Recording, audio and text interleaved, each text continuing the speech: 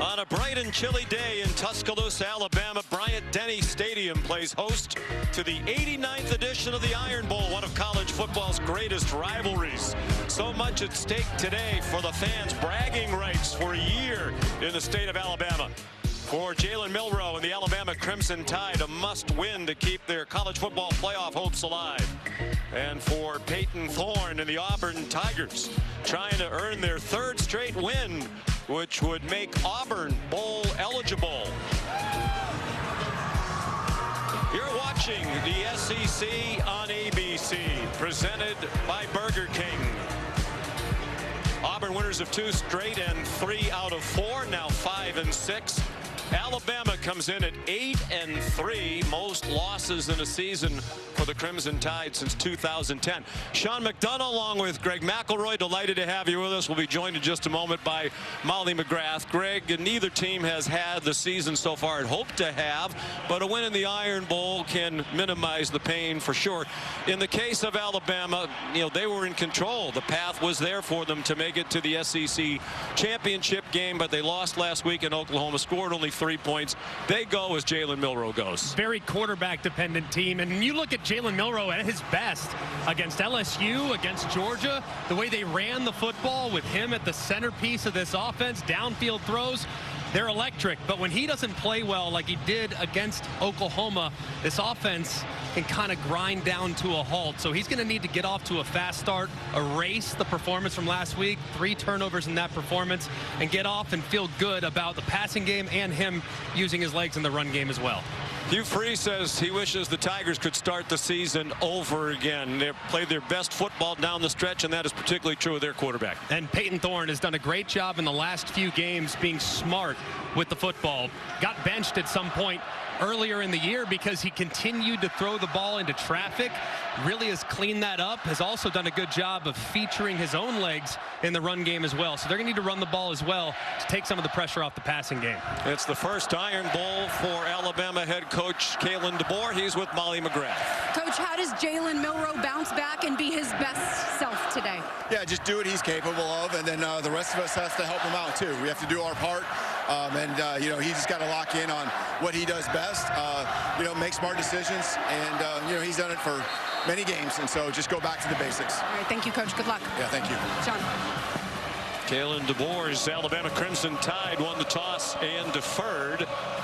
So Alabama will kick off in front of more than 100,000. Peyton Thorne hoping this is not the last game of his college career. A win and they're bowl eligible.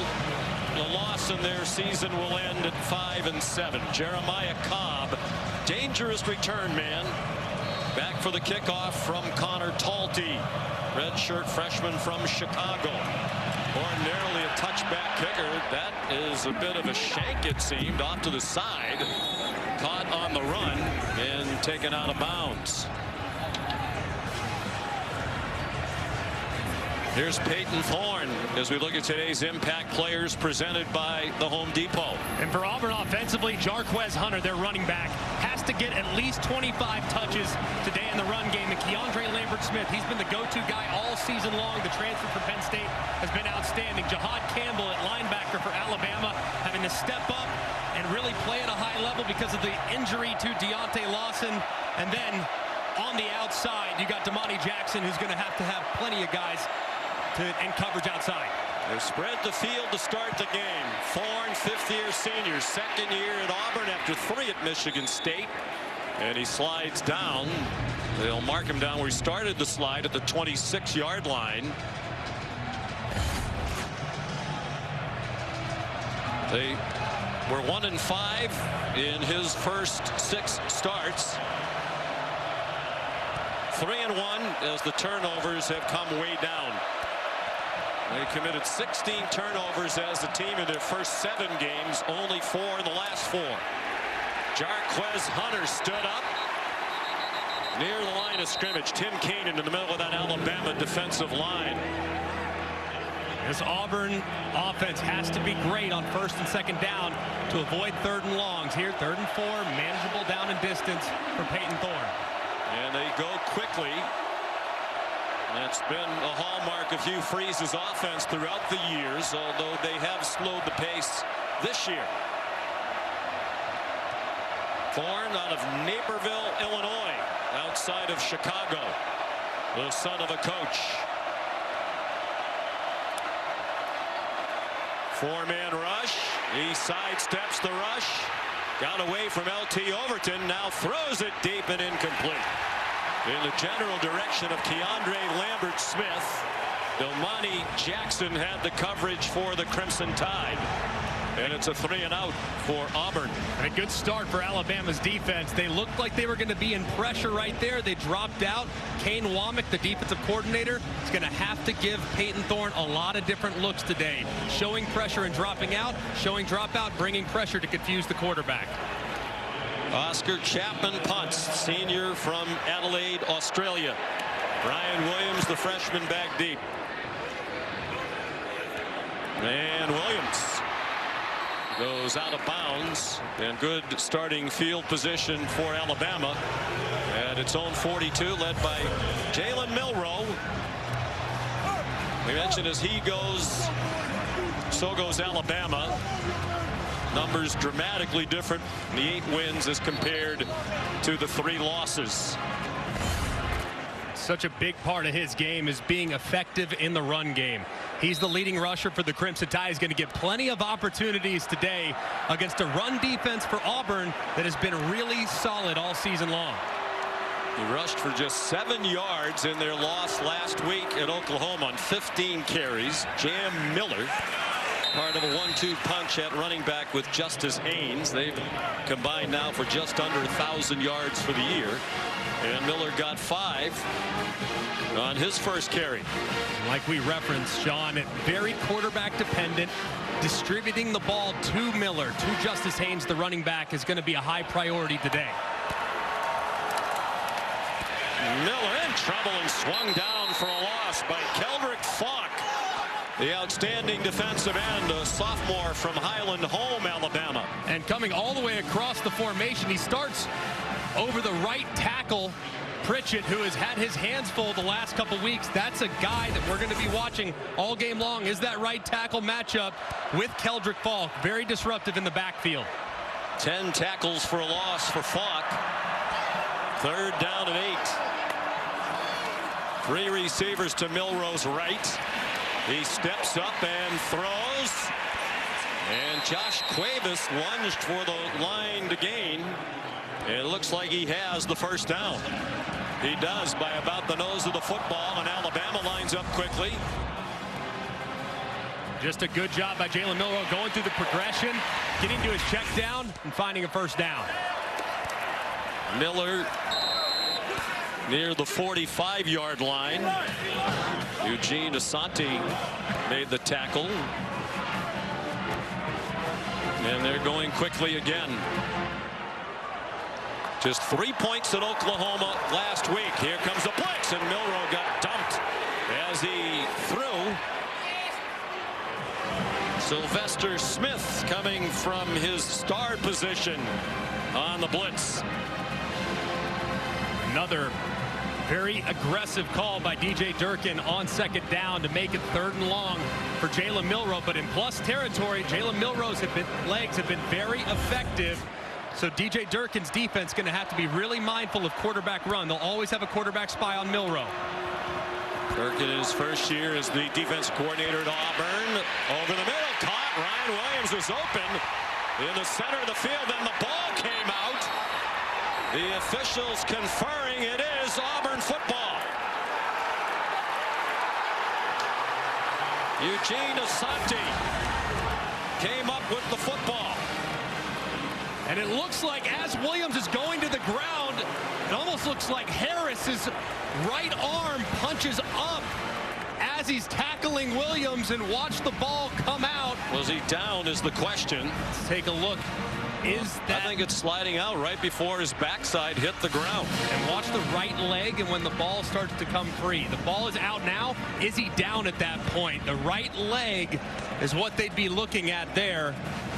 Man, it doesn't look like there's enough video evidence to potentially overturn it. Ken Switzer is the replay official. Kalen DeBoer's out on the field. He wants to know if they're taking a look at it. Of course they are. They always do. The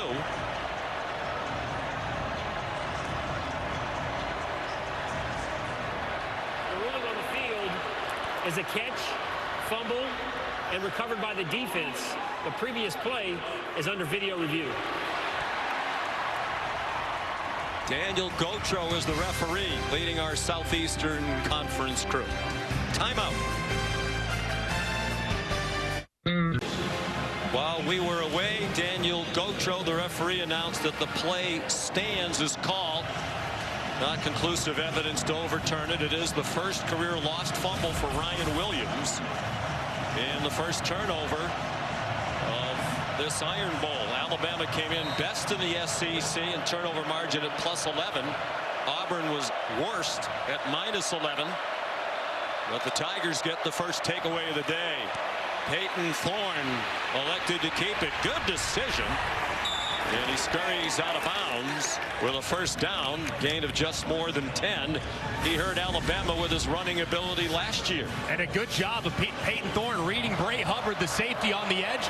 Bray gets a little too caught up on the inside. Thorne gets to the edge, like you referenced, Sean, did hurt Alabama from time to time last year. He ran for 85 yards if you don't include the sack yardage. Jarquez Hunter, a tough run, bouncing off Alabama would-be tacklers. And he has a first down in Crimson Tide territory after a 19-yard gain to the 44. And Jarquez Hunter is so difficult to bring down. Averages over 4 yards a carry after contact. That's top 10 in college football. Shows it off right there. Many coaches in this conference believe he's the best running back in the SEC. He carries again, went over 1,000 yards for the season in their 4 overtime win at home last week against Texas A&M. Since late October, he's averaged 140 per game, including his career high 278 against Kentucky, 4th most in a game in Auburn history. Jarquez Hunter needs to get at least 25 touches today. Has not been featured enough in the run game because of some of the RPO decisions that Peyton Thorne has made, so he's got to hand the ball off. Well, they've also been prolific in the passing game the last couple of weeks. Thorne forced back and throws it away. In fact, in the last 2 games, both of them wins out of conference against Louisiana Monroe. And then the win for Hugh Freeze last week, his first against a ranked opponent in 2 years at Auburn. They had a 100-yard rusher in Hunter and 2 100-yard receivers in each of those games, Keandre Lambert-Smith and Cam Coleman. First time that's ever happened in back-to-back games in Auburn history. A 100-yard rusher and 2 100-yard receivers.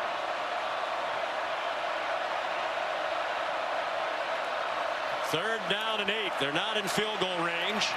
Thorne, man wide open, first down. Rivaldo Fairweather, the tight end, down to the Bama 22. 20 yards for Auburn. Great job there by Peyton Thorne, evading the rush, moving to his left, keeping his eyes downfield and finding Fairweather for a nice conversion.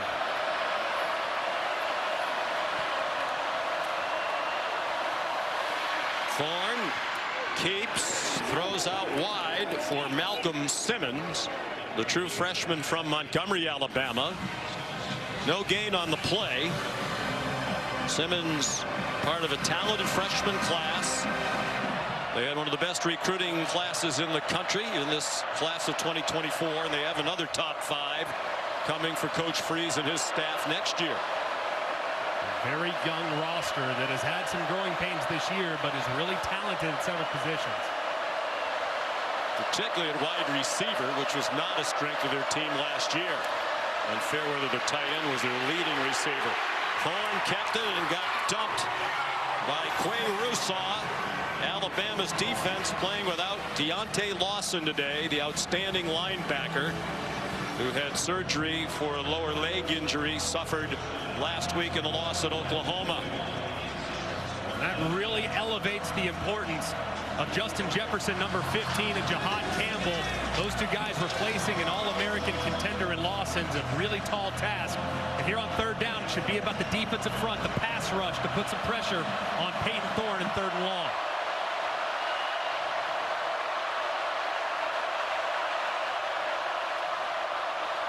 Here comes an Alabama blitz, and the pass caught by Fairweather and then knocked away.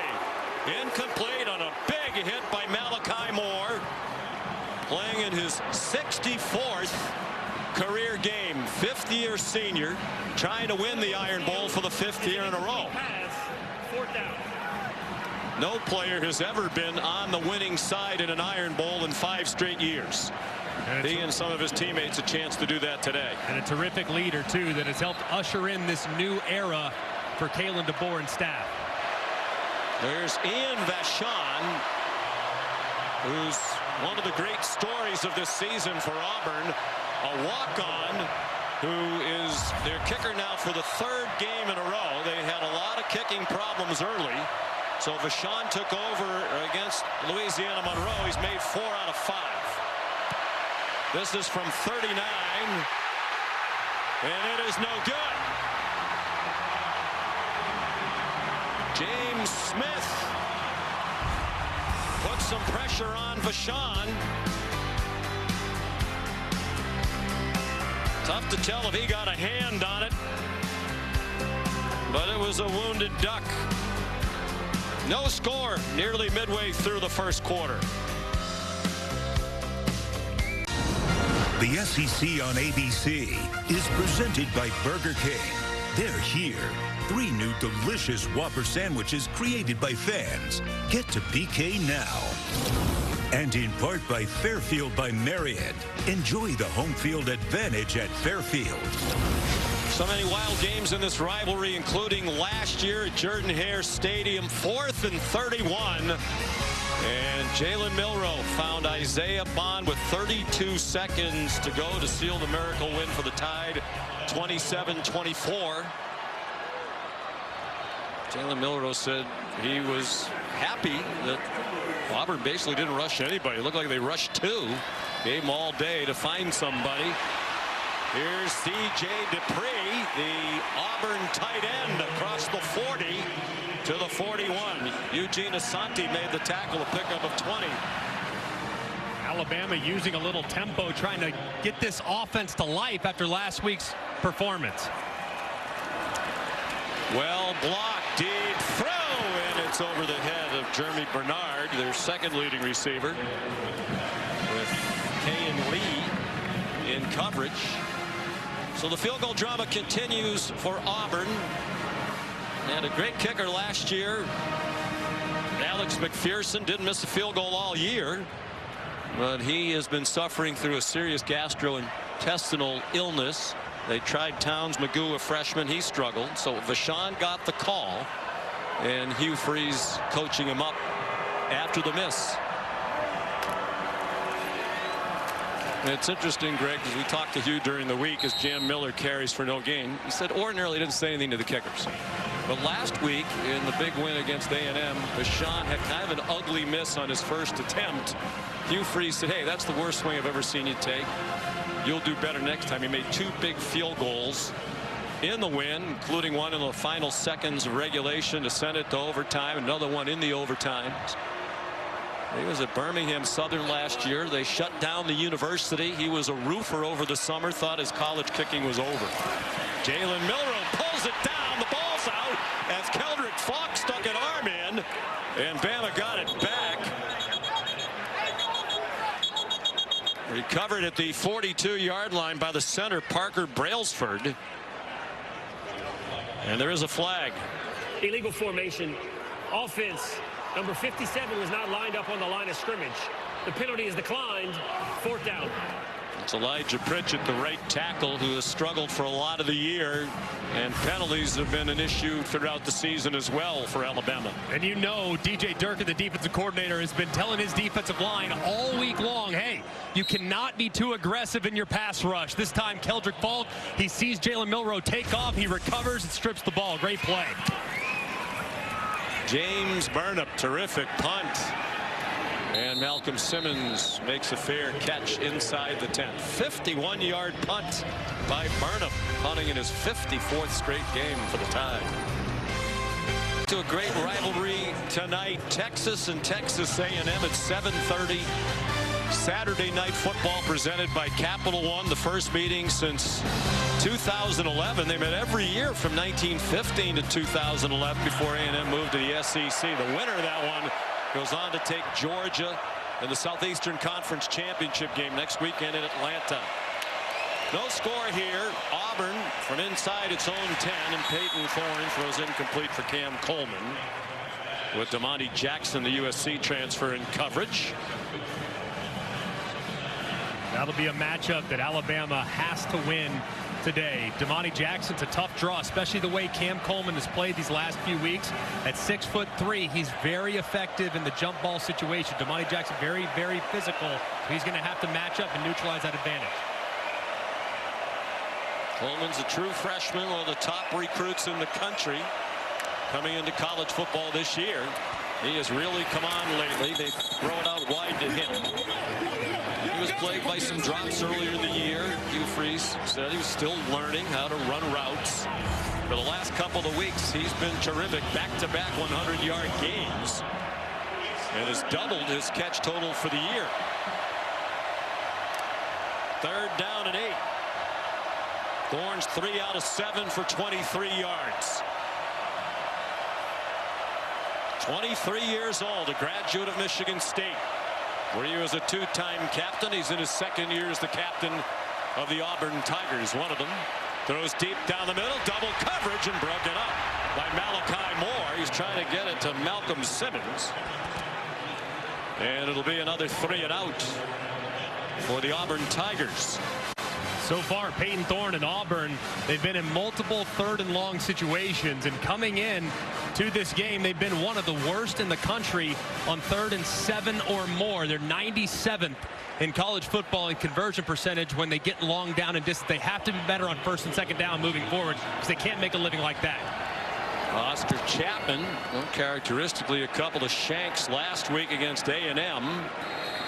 And this one's out of bounds just across midfield. They'll mark it at the 48-yard line. Here's Kevin Nagandi. Sean, good afternoon. With Ohio State losing, a Penn State win clinching a Big Ten championship game berth. But here we go, Boog. Maryland taking the lead. I love it, Kev. Empty formation, little slot fade to the corner. Lovely throw and catch there. MJ Morris to Caden Prather, 25 yards right now. Terps up 7-3, and we're keeping an eye on the Miami-Syracuse game over on ESPN. A Canes win. They'll clinch a spot in the ACC title game. Back to you. Where they'll take on SMU.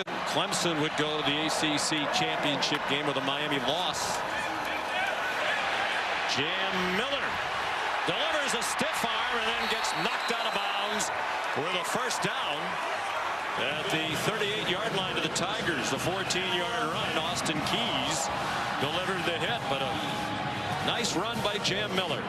That's now 5 carries for Jam Miller here in the early going. A guy that averages only 9-10 carries a game, so featuring him early takes some pressure off Milroe in the passing attack.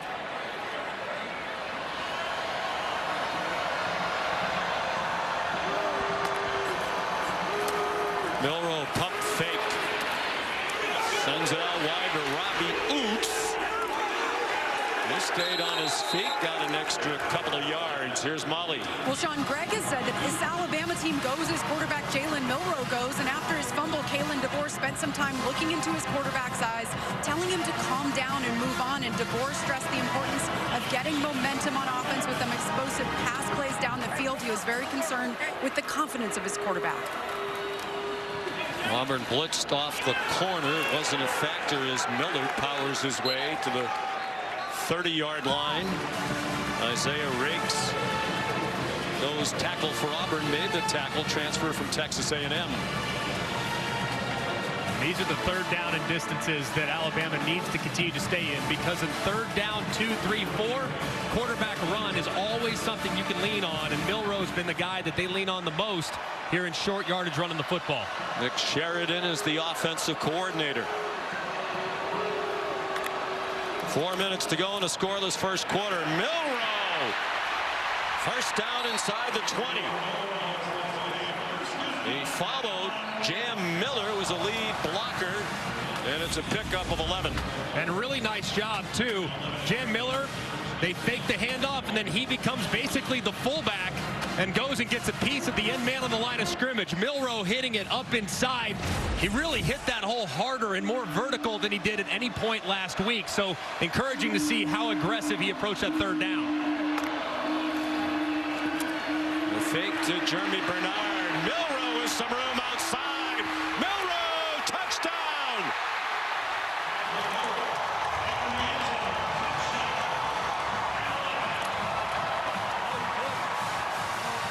His parents, Quentin and Lola, celebrating their son's 18th rushing touchdown of this season, adding to his Alabama record for a quarterback.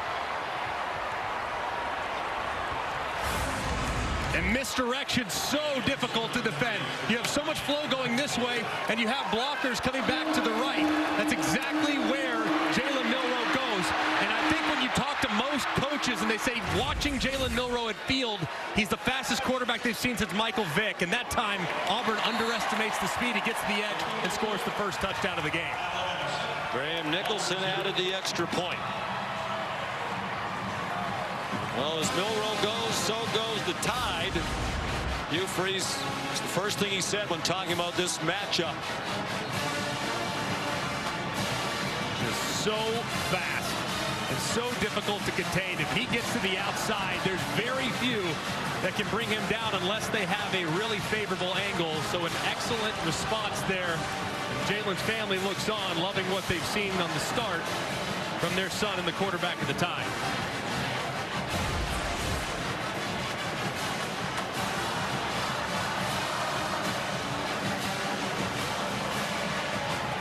Three losses. He has not been a factor at all in the run game. Just 28 yards total at Vandy, at Tennessee, and last week at Oklahoma. In the wins, nearly 6 yards per carry, including the tremendous game at LSU when he rushed for 185 yards and 4 touchdowns.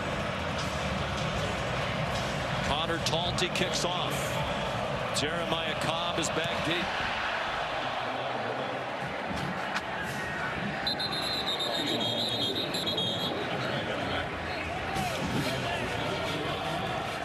Touchback will bring it to the 25. The Taco Bell Live Más student section. Saw a lot of students in the airport yesterday coming back from their Thanksgiving vacation to be here for the game today. All season long, student sections across the country competing to be the Taco Bell Live Más student section of the year. Download the Taco Bell app to learn more. It's a little chilly today. Temperature right around 50 degrees. Cold around a lot of the country. Out of the pistol, Jarquez Hunter, nifty cut to his right. Somebody lost a mouth guard on that collision. And Hunter out to the 46 with a run of 21 yards. He ran into Devontae Smith. Auburn goes very quickly. Play action pass for Thorne. Keandre Lambert-Smith, the Penn State transfers, had a terrific year for Auburn as a 9-yard completion. Here's second and short. This would be a spot where Auburn sometimes they'll go heavy play action, throw a shot, knowing they can come back on 3rd and 1 and get it. Jarquez Hunter ran into Jihad Campbell, the leading tackler for the year for Alabama, junior from New Jersey. He's one of the top linebackers in the country. Mel Kiper Jr. has him number 15 overall on his big board, and the second best inside linebacker in the country behind Jalen Walker. He's been a terrific player for the Tide for several years now, but he's transitioned now off the ball full time. Has to wear a lot of responsibility, but has answered the call nicely in this new defensive system.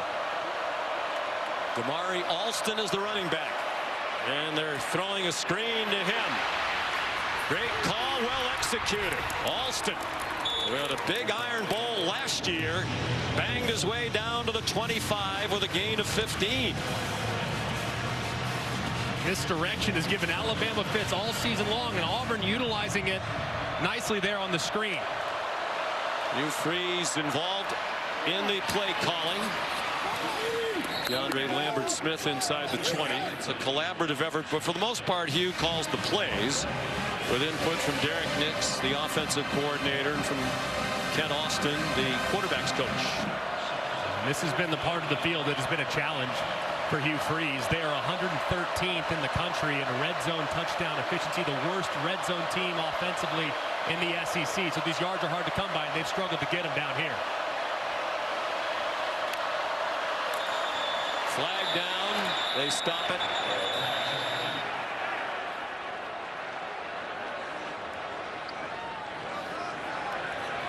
False start. Offense, number 52. 5-yard penalty.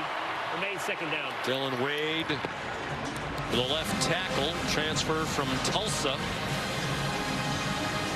Took over at left tackle. That was a problem spot early in the year. He's the third different left tackle to start for Auburn this year. And since he's moved out to left tackle, it's really solidified things. They're not a top group in the SEC or in the country by any means, but they're not a huge liability like they were in some of the other left tackle combinations that they'd use. So Wade's really stabilized that side of the line.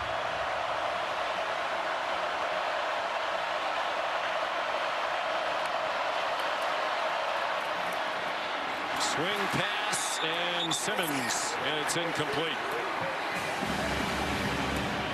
Third down and 8. They are in field goal range. Well, the first one was a bit ugly from Ian Vachon. It did not look like James Smith, who went high in the air, got a piece of that field goal attempt. Another third and long for Hugh Freeze and the Auburn Tigers. They have got to avoid this down and distance. They struggle in long yardage situations, but the guy they target most of the time is number 13, Rivaldo Fairweather. He caught one earlier, and against man coverage potentially, he'd be who I'd be looking at.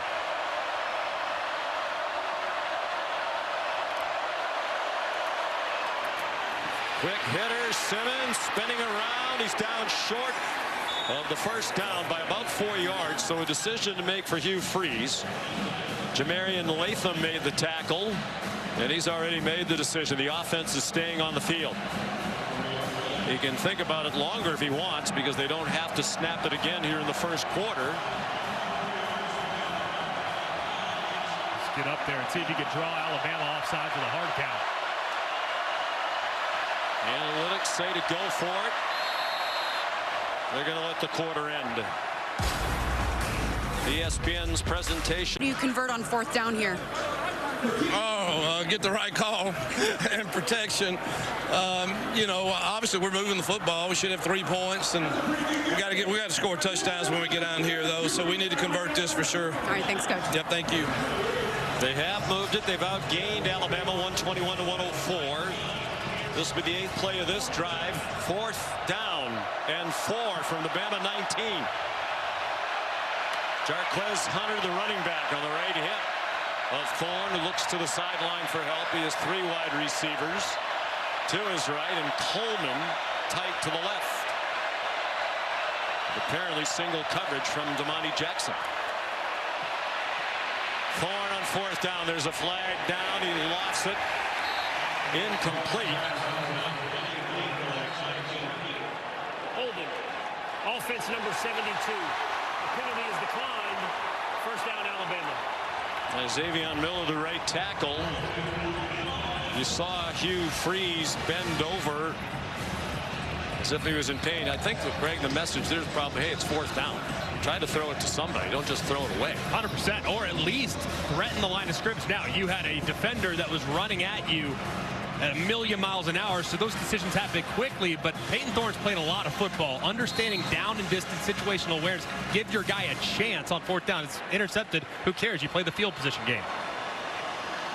48th career start for Peyton Thorne between Michigan State and Auburn. Justice Haynes driven back after he reached the 25-yard line. DeMarcus Riddick made the tackle. True freshman playing his first Iron Bowl. He made news during the week. Had a lot to say. He said he is not going to lose at any time in the Iron Bowl. He said Ryan Williams is not a big-time player. And he also said Jalen Milroe isn't faster than me, so he's not going to get out of the box today. That has proven already not to be true, as Milroe has scored the touchdown. Justice Haynes driven back by Austin Keys. Molly. Malachi Moore took some issue with Riddick's comments, saying to know that they feel confident enough to go out and publicly say that in the first media interviews of the week, let us know what they think of us. It is disrespectful. We're taking it personally, and we're going to dominate them every play. They don't want this to be a back-and-forth game. They want to make a statement in this one, especially because of those comments, guys. Riddick's had a nice freshman year. There was movement along the line of scrimmage. We don't see a flag. Now we do. And the catch is made by Jeremy Bernard. There is a flag now, but it did look like Auburn was offside, and that will likely be a 21-yard completion. Offsides. Defense, number 24. The penalty is declined. The result of the play is a first down. Teron Crawford has played more in recent field and hits it for a really nice throw. Play action pass. Milroe given plenty of time. Throwing deep for Williams, and he dropped it. It would have been a touchdown with Jay Crawford, Williams' fellow true freshman in coverage for Auburn. And what a route by Williams. He gets behind the defense. He's got plenty of room. It's a perfect throw by Jalen Milroe. But the outstanding freshman just can't reel it in. He's had drop issues the last few weeks. Had a couple drops last week. Had a couple drops against Tennessee. And Milroe knows one got away right there on the perfect throw.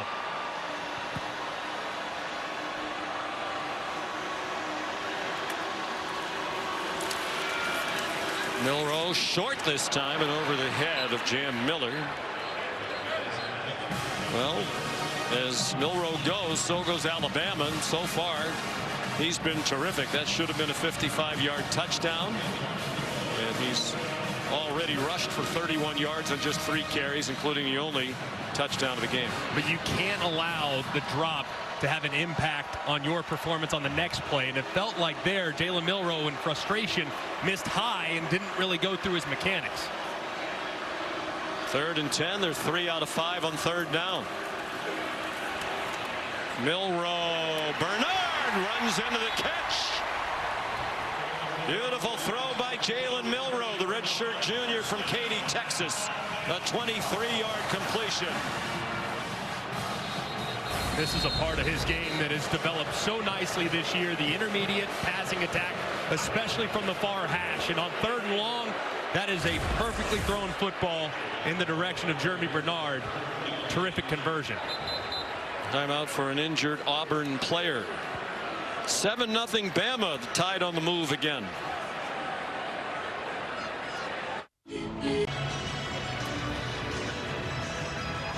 Alabama leading 7-0 on the move again.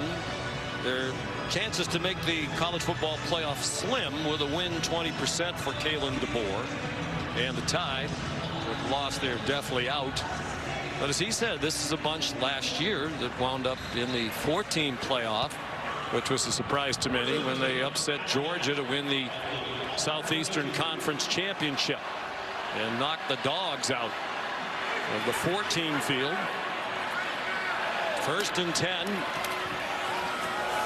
It's a reverse, and Ryan Williams is smothered for a loss back at the 37-yard line by Eugene Asante. Eugene Asante is such a great player, so aware early in his career, played with a lot of energy. I was just playing with his hair on fire all the time. Now he has a great feel, great spatial awareness, going to be playing in the Senior Bowl, and will have a nice career at the next level. Really has grown and developed into an outstanding player.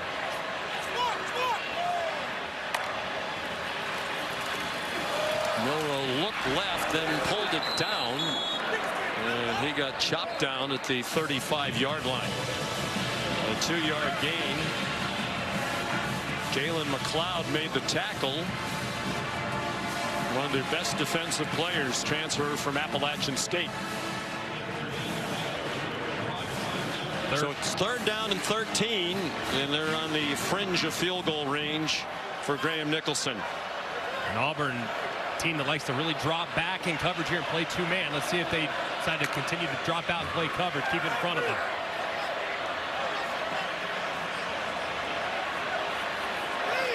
Play clock down to 2. Milroe down the middle and intercepted over the head of Jeremy Bernard and picked off by Caleb Wooden. His first interception of the season.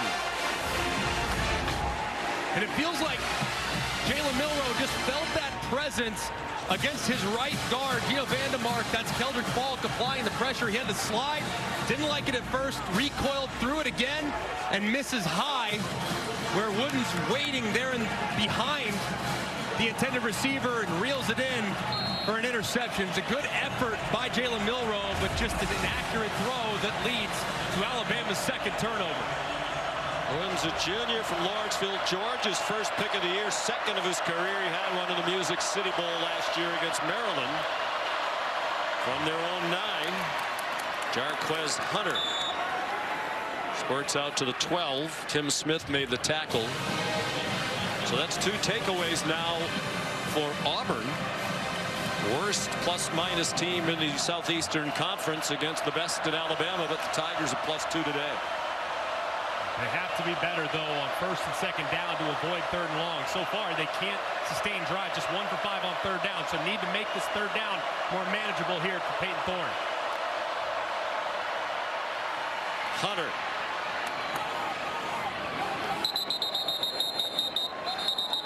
To the 15-yard line. This will match their shortest 3rd down distance to go of the day. I mentioned they're 1 for 5. 4 of the 5 have been 8 yards or more for Hugh Freeze. Hard to find the right play to call in that instance. But here in 3rd down, 2 to 3, you can just hand it to your best player, Jarquez Hunter. And so far, he's carried it 5 times on 3rd and 2 to 3. He's converted 4 of 5. So don't be afraid to hand it to your outstanding back, but he'll motion out.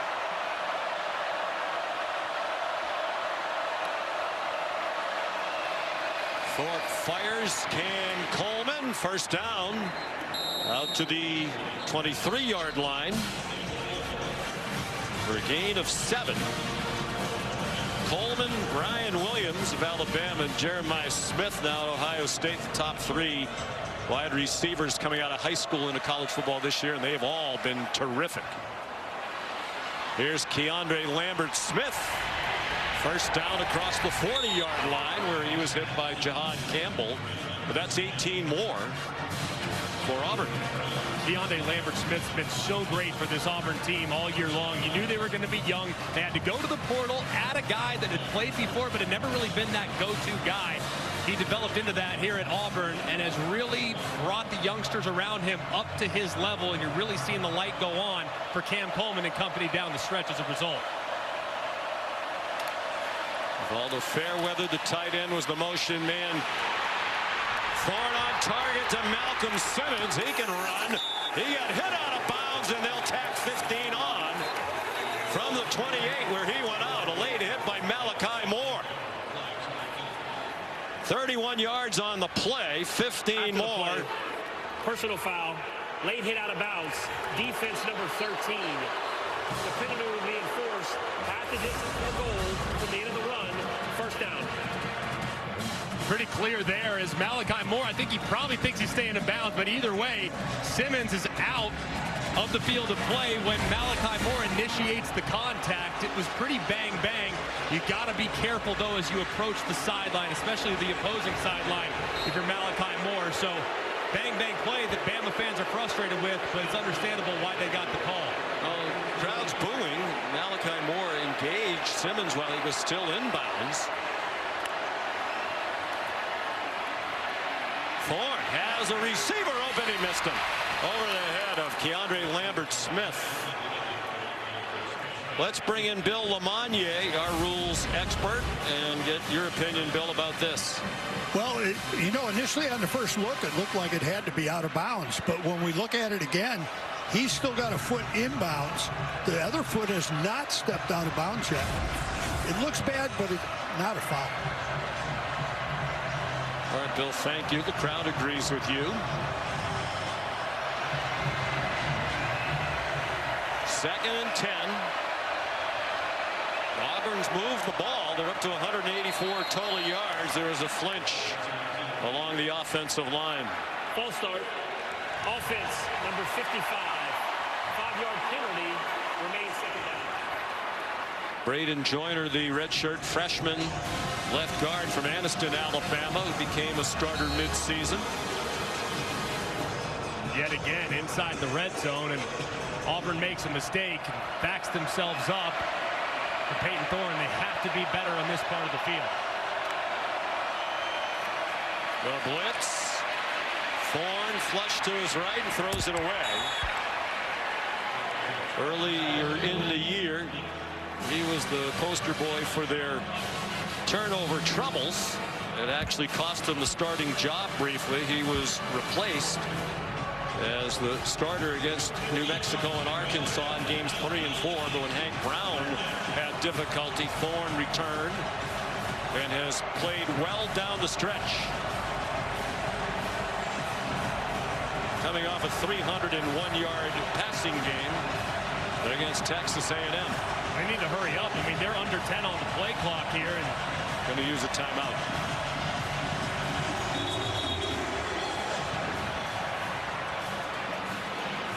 The 3rd and 15 upcoming. 8:35 to go till halftime. 7-0 Alabama in the Iron Bowl. The SEC on ABC, presented by Burger King, is brought to you by T-Mobile. Rock out at the T-Mobile SEC Championship Concert with Dan and Shay. Live December 7th at noon Eastern on Marty and McKee. Last time Auburn won here, Cam Newton, the comeback. They were down 24-0 in the second quarter. Auburn rallied to win 28-27 on their way to winning the national championship. They've lost 6 in a row here in Tuscaloosa since then. Most of them one-sided by an average of 26 points per game. Auburn down 7-0 here, facing 3rd and 15 at the Alabama 19. Third time in the red zone, no points yet. A missed field goal and a stoppage on a 4th and 4. Alabama showing blitz here. Peyton Thorne is checked multiple times in this all-out pressure look from the tie. Let's see if they get it out of his hands quickly. Jarquez Hunter, the running back. It's floated to Hunter, and he got separated from the ball on a huge hit by Malachi Moore.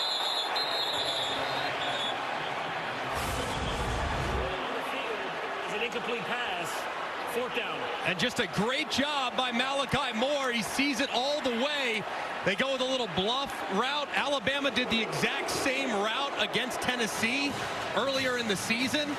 And Malachi Moore sniffs it out. He's clearly seen his own offense run it multiple times. He makes the play, dislodges the football, and forces the field goal from Auburn. So it's Ian Vachon, who missed earlier from 39. This is from 37.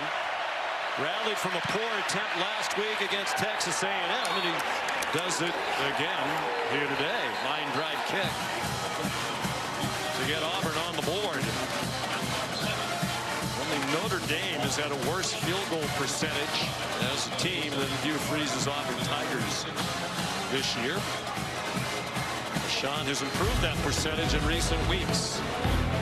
Kick off your NFL Sunday at 10 a.m. with the Countdown Crew on ESPN and the app. They'll have all the early breaking stories, injury updates, previews of each game right up to kickoff. And then Monday Night Football comes your way at 8 p.m. Eastern on ESPN, ESPN Deportes, and ESPN Plus. Cleveland Browns and the Denver Broncos. Bo Nix started his college career with the Auburn Tigers. How about his play of late? And he has the Broncos at 7-5, playing in their first home game in Denver on Monday night since 2020. He has transitioned beautifully. He thought it was going to be a runaway Jaden Daniels for the Rookie of the Year, but with how Bo Nix has played these last few weeks, I think it's going to be a much more difficult argument at the end of the season. Kendrick Law back deep for the kickoff from Towns Magoo, the true freshman from Auburn, Alabama. One of the top high school kickers in the country. Last year, they think he has a bright future, but he had his difficulties, so Bashan has taken over. Kendrick Law down at the 25-yard line. Here's Kevin. Sean, let's go back. This update here with Maryland and Penn State. And here comes the Nittany Lions at one point down 7-0 now, and they're rolling. Yeah, the offense is humming. The defense is attacking. They're doing whatever they want. Tyler Warren dominating the football game. 24-7, Penn State with the lead. Meanwhile, Miami now that lead cut down up 21-14 on the road at Syracuse on ESPN. No surprise that's a high-scoring game. Two of the most prolific passers in the country this year, and Kyle McCord and Cam Ward. Jalen Milroe straight ahead for 3 yards. Teron Crawford made the tackle. They mentioned Jalen Milroe's a redshirt junior. He could come back. He's highly touted. Mel Kiper has him rated the 3rd best quarterback in next year's draft, should he choose to enter it, behind Shedeur Sanders of Colorado and the aforementioned Cam Ward of Miami. We asked Jalen Milroe if this was his last year of college football the other day. Just laughed, and he escapes. And that's one of the reasons he is so highly regarded. Among those 3 top quarterbacks on Mel's board, by far the best dual threat. And the right tackle, Elijah Pritchett, with his hands full again, but somehow Milroe's able to escape and turn what would have been a sack for many into a positive gain. Kieron Crawford whiffed on the chance for the sack. Jam Miller tackled by the freshman defensive back Caleb Harris. Those are the things that Jalen Milroe is just so difficult to defend. I mean, you have a perfect play called, you win the snap, and somehow he does the miraculous and makes a play out of it. Short throw, Robbie Oots, the senior from Rock Hill, South Carolina. Alabama first down into Auburn territory at the 49, a gain of 10. So far, the tight ends have been a big part of this game plan for the offensive coordinator, Nick Sheridan. C.J. Dupree's got a target. Oots has 2 targets. Josh Cuevas has a target already. And Sheridan, he coaches that position group, so he's proud of that group, trying to feature those guys against these linebackers early.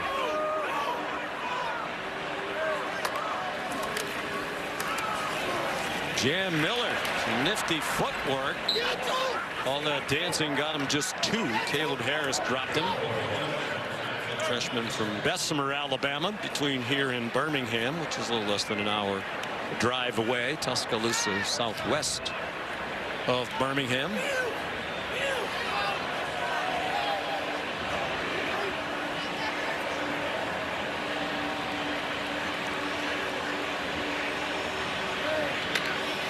Auburn blitzes. Well defended. Here's another throw to a tight end. Josh Cuevas. First down inside the 30. 20 more for Alabama. And a really nice job. This is another play where they feature the tight end. He pretends like he's going to block for a half second and then takes off vertical. Auburn drops him in coverage, and it turns into another big play for Cuevas. 5 of Milroe's 8 completions to tight ends. They don't generally feature the tight end.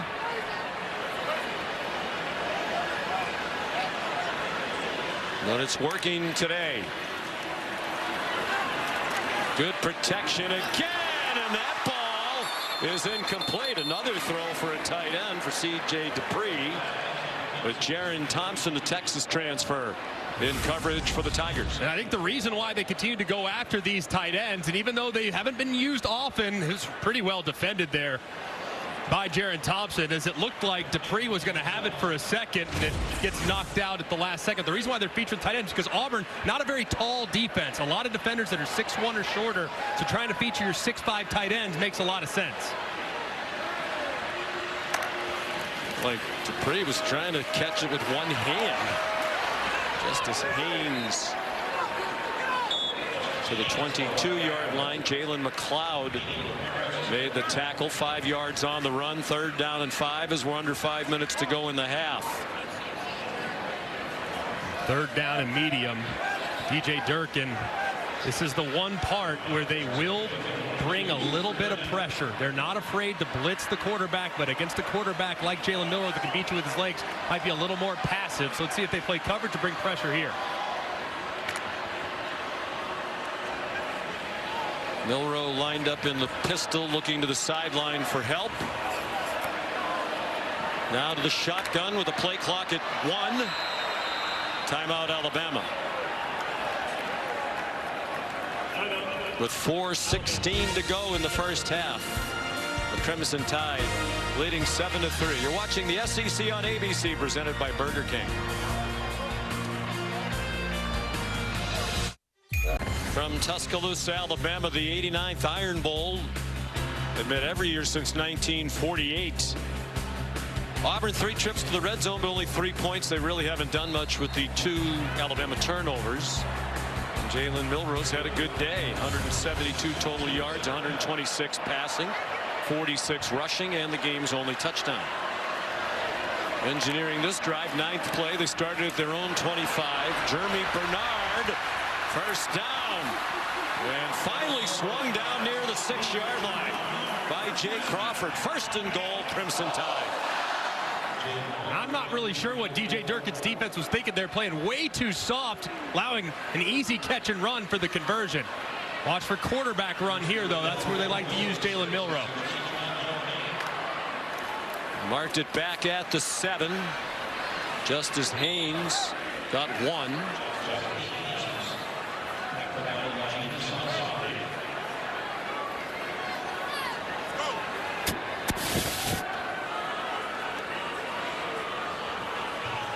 Both sides substituting. Kalen DeBoer, been a rough year. Started out so well after the big win against Georgia. 3 losses, the most in a season for Alabama since 2010. He is looking for his 9th win of the year. Here's that design run for Milroe. And he's down very close to the goal line. The ball is on the ground. They're marking Milroe down at the 1. And by the way, if they do win 9, it'd be the most for a first-year Alabama head coach since Frank Howard won 9 back in 1931. Milroe goes under center. Milroe keeps. Touchdown.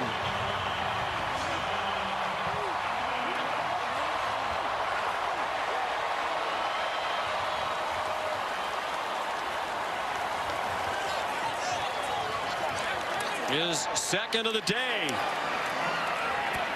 His 19th of the season. 32nd of his career. Both are Alabama quarterback records.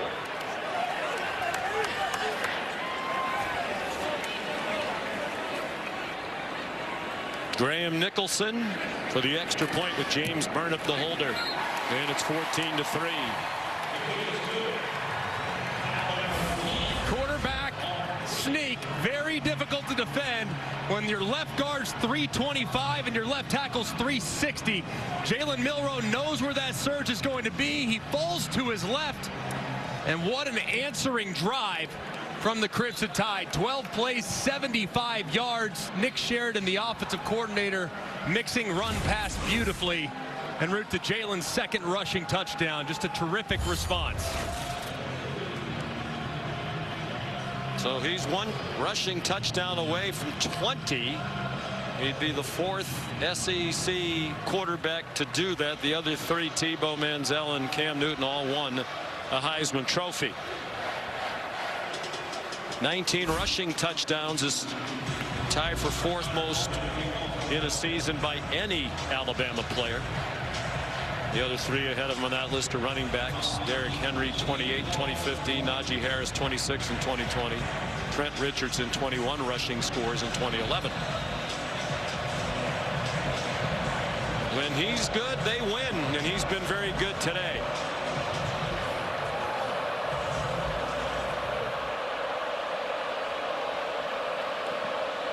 Connor Talty kicks off. Jeremiah Cobb back deep.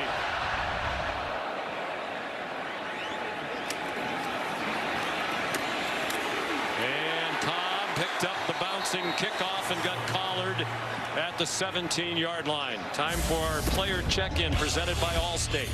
And it's Jalen Milroe. They go as his legs go, and it started early on a 3rd and short. They follows Jam Miller right through the hole for a really nice gain. A couple plays later, full misdirection.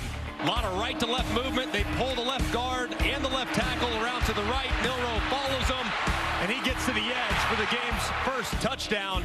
And then a little bit later, just a miraculous play. I mean, you think he's bottled up, you think he's sacked, somehow escapes and picks up another first down. So far, he's been terrific running the football. 8 carries, 52 yards, and a couple touchdowns.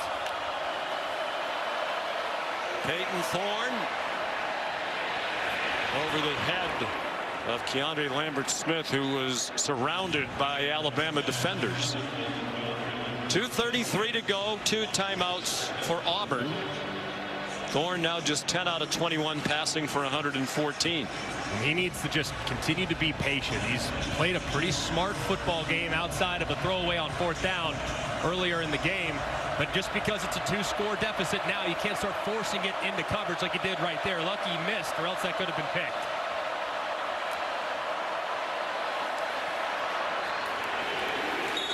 Luke Deal the catch. He's hit immediately by Bray Hubbard.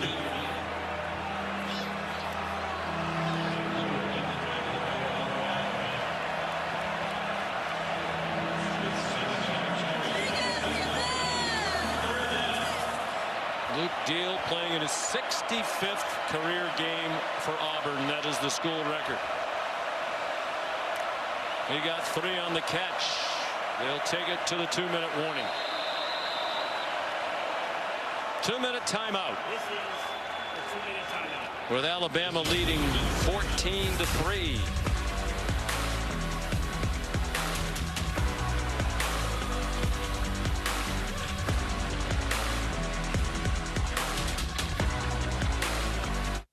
Toward the championship games next weekend.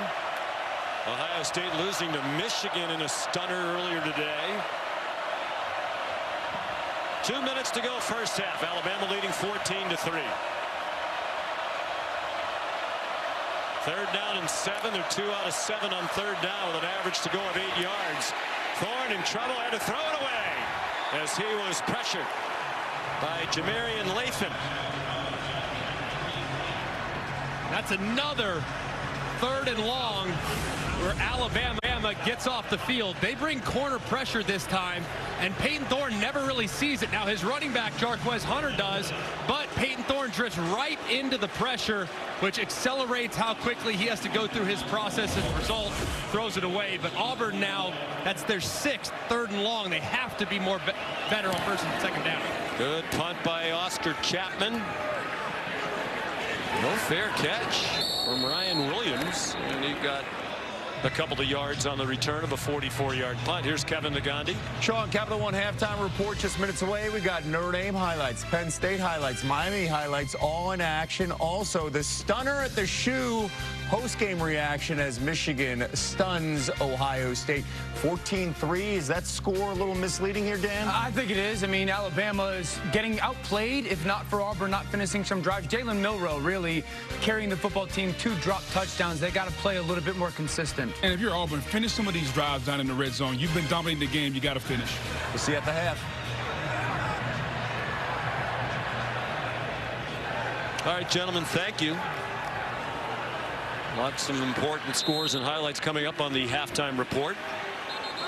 Miami leading Syracuse 21-14 at the half up in central New York. Previous play is under video review to take a look at a potential fair catch signal. You know, the Auburn sideline was letting the officials hear it Ryan Williams was basically right in front of them when he made the catch.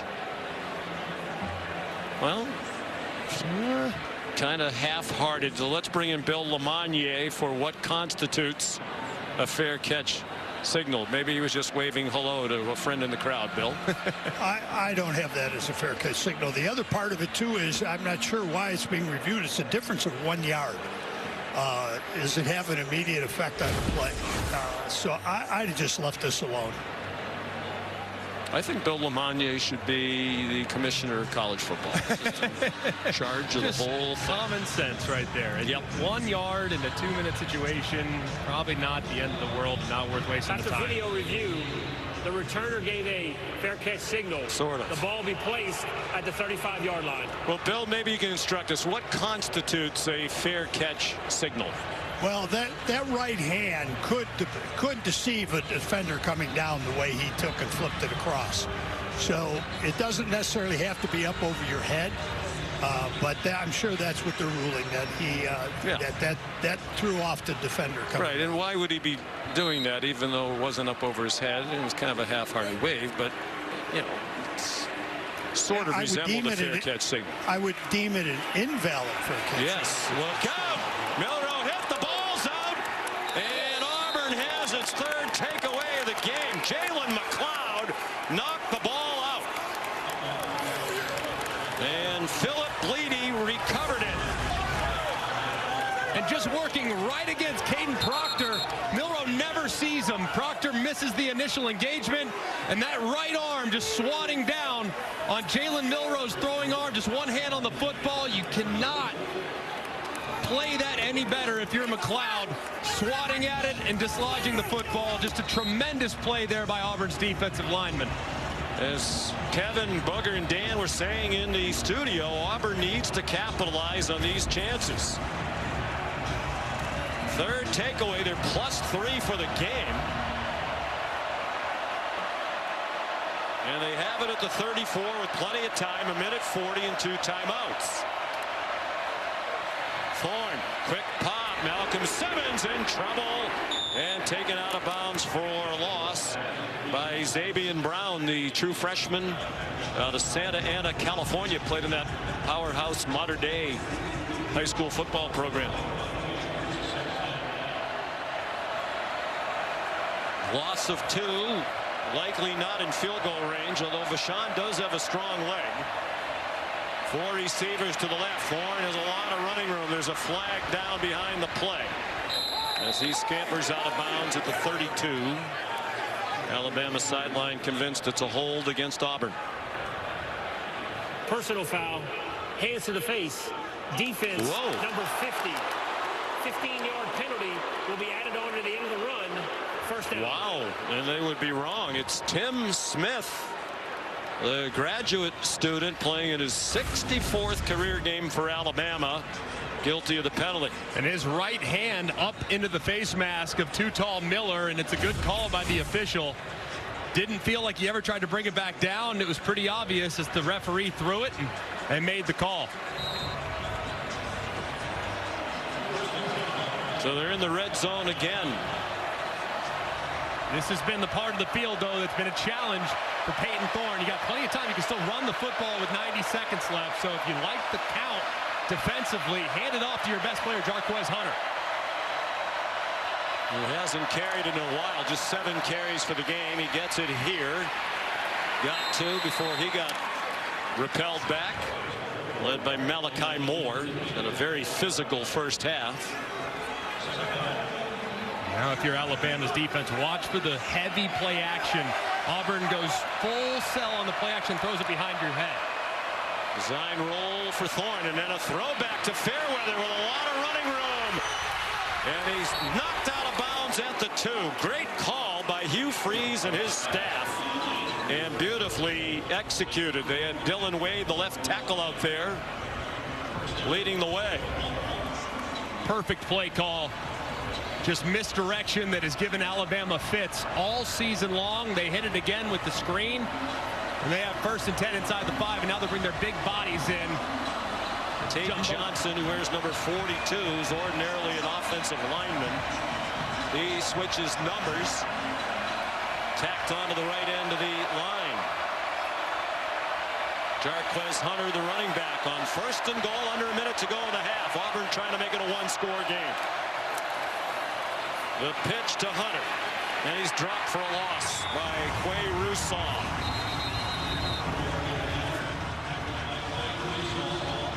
Timeout, Auburn. It is their second. It will be 30 seconds. And that leaves Auburn with 52 seconds to go. Sean McDonough and Greg McElroy entertaining Iron Bowl. I think if you're an Auburn fan watching this right now, you're a little frustrated, but the mood could change if they can find a way to punch one in here. Yeah, I mean, you really look at both sides. I mean, missed opportunities for Alabama and for Auburn. Auburn, when they've gotten into the red zone, drives have stalled. They've gone backwards a couple times when they've gotten in the red zone. They missed a field goal. And Alabama with a couple of pivotal drops that would have been touchdowns. So really the first 30 minutes has been a kind of a story of who's made the biggest mistake. Hugh Freeze, Peyton Thorne trying to get bowl eligible. They had a 6-6 regular season last year after the excruciating loss in the Iron Bowl. Then lost to Maryland in the Music City Bowl. Trying to get to 6-6. Peyton Thorne wants to play in one more game.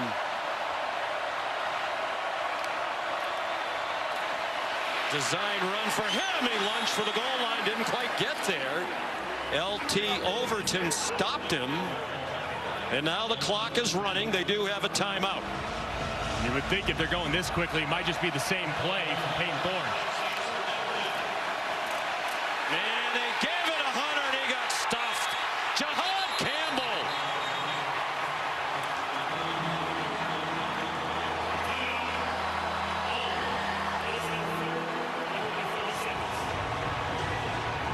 And Hugh Freeze has a decision to make on 4th and goal from the 2.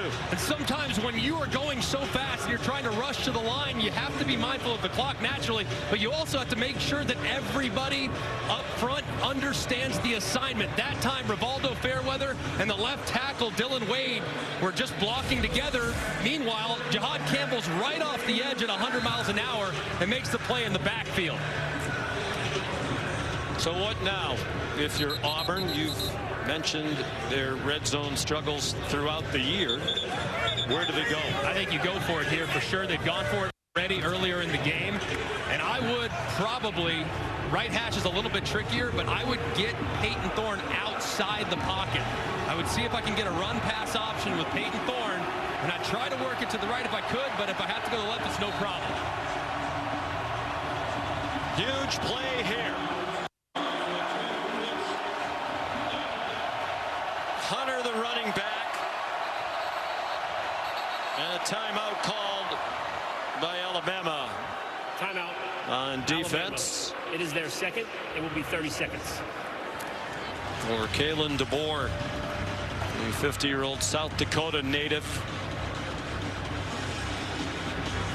This is the 4th trip into the red zone for Auburn. Trying to put a 1 in that touchdown column.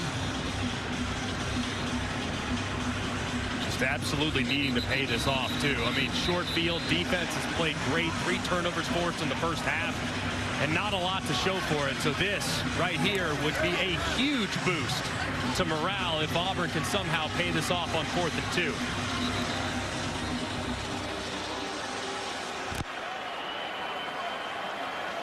2. This could well be the biggest play of this Iron Bowl.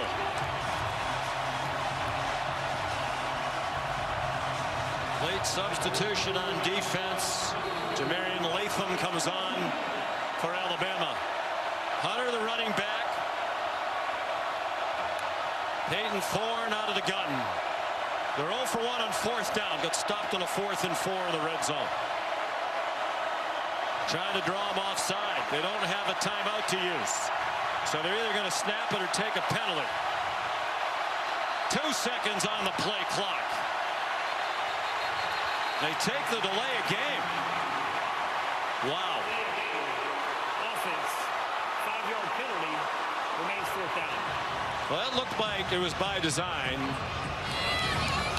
And if I'm an Auburn player fan, I don't like that. You're on the 2-yard line. It's the Iron Bowl. Score a touchdown. And Hugh Freeze earlier in the game already said field goals are not going to win this thing. Plus, you have a new field goal kicker. The ops has been slow already. Made one, missed one. It's a surrender. It really is. I mean, you're on the 2-yard line. I would have gone for it. I feel like that's very surprised. Right, I know they struggled in the red zone. This is also no gimme either. 25 yards and good for Ian Vachon. There was a timeout called by Kalen DeBoer before the kick. Timeout. Alabama. It is their third. It'll be 30 seconds. So Vachon will have to do it again. He never thought he'd be in the Iron Bowl. We mentioned it earlier. It was at Birmingham Southern as the backup kicker.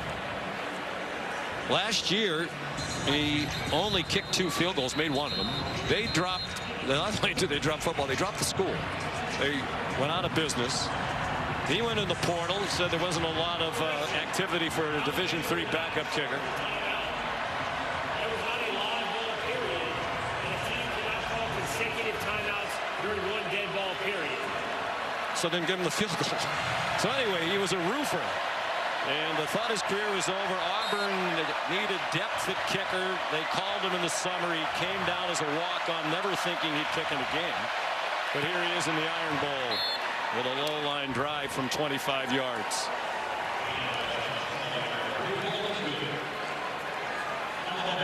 I still don't think if you're an Auburn player fan that feels like a win. I would have trusted your outstanding running back to try to run it in there at some point. Running Peyton Thorne on second down, I think, was the mistake. That's where I would have liked to have given Jarquez Hunter another crack at it. I mean, this is a guy that averages more than 4 yards per carry after contact. So even if he stacked up at the line of scrimmage, his strength and leverage could have potentially crossed the goal line. So for him to only get one real look down there is just not enough. We understand he wants it to be a one-score game. But as you said, Jarquez Hunter's their best player. Several of the coaches we've talked to around the SEC this year said he's the best running back in the league. He has 55 yards today on 10 carries. He's moved now into the top 4 all-time on Auburn's career rushing list. Moved past Ben Tate and Joe Cribbs. Now behind only Bo Jackson, Cadillac Williams, and James Brooks in that order on the all-time rushing list. As many great running backs as they've had at Auburn, he's had a tremendous career. Senior from Philadelphia, Mississippi. Likes to hunt and fish and ride horses. Towns Magoo, the touchback. Here's the All-State playoff predictor. It changes dramatically. This morning, before anybody played, Alabama's percentage to make the playoff was 23%. So they were looking for some help today. They really haven't gotten any. And what you thought would help them would be Clemson losing to South Carolina. That's actually dropped their percentage points just a little bit more. So some surprising results in the noon window, and it didn't affect their chances. Don't forget to go to ESPN.com/All-State Playoff Predictor to check out your team's chances to make the college football playoff. There's still hope for Alabama, but it must include a win for Kalen DeBoer's team today. 3 Alabama turnovers and only 2 field goals to show for Auburn. Here's Molly. Coach, what has your defense done to challenge them in the red zone? Yeah, I mean, making them earn it, you know, not giving in. And so, you know, balls that would be in the end zone, and then, you know, turnovers are the big thing. So, you know, there's going to be physical mistakes, but got to be better. It's everyone. It's not just one person. So guys are competing, and we get the ball to start. So, you know, we'll get after it. Thanks, Coach. Yeah, thank you. Our score at halftime is Alabama 14 and Auburn 6. We'll send you to the studio for the Capital One halftime report after this message and a word from our ABC stations.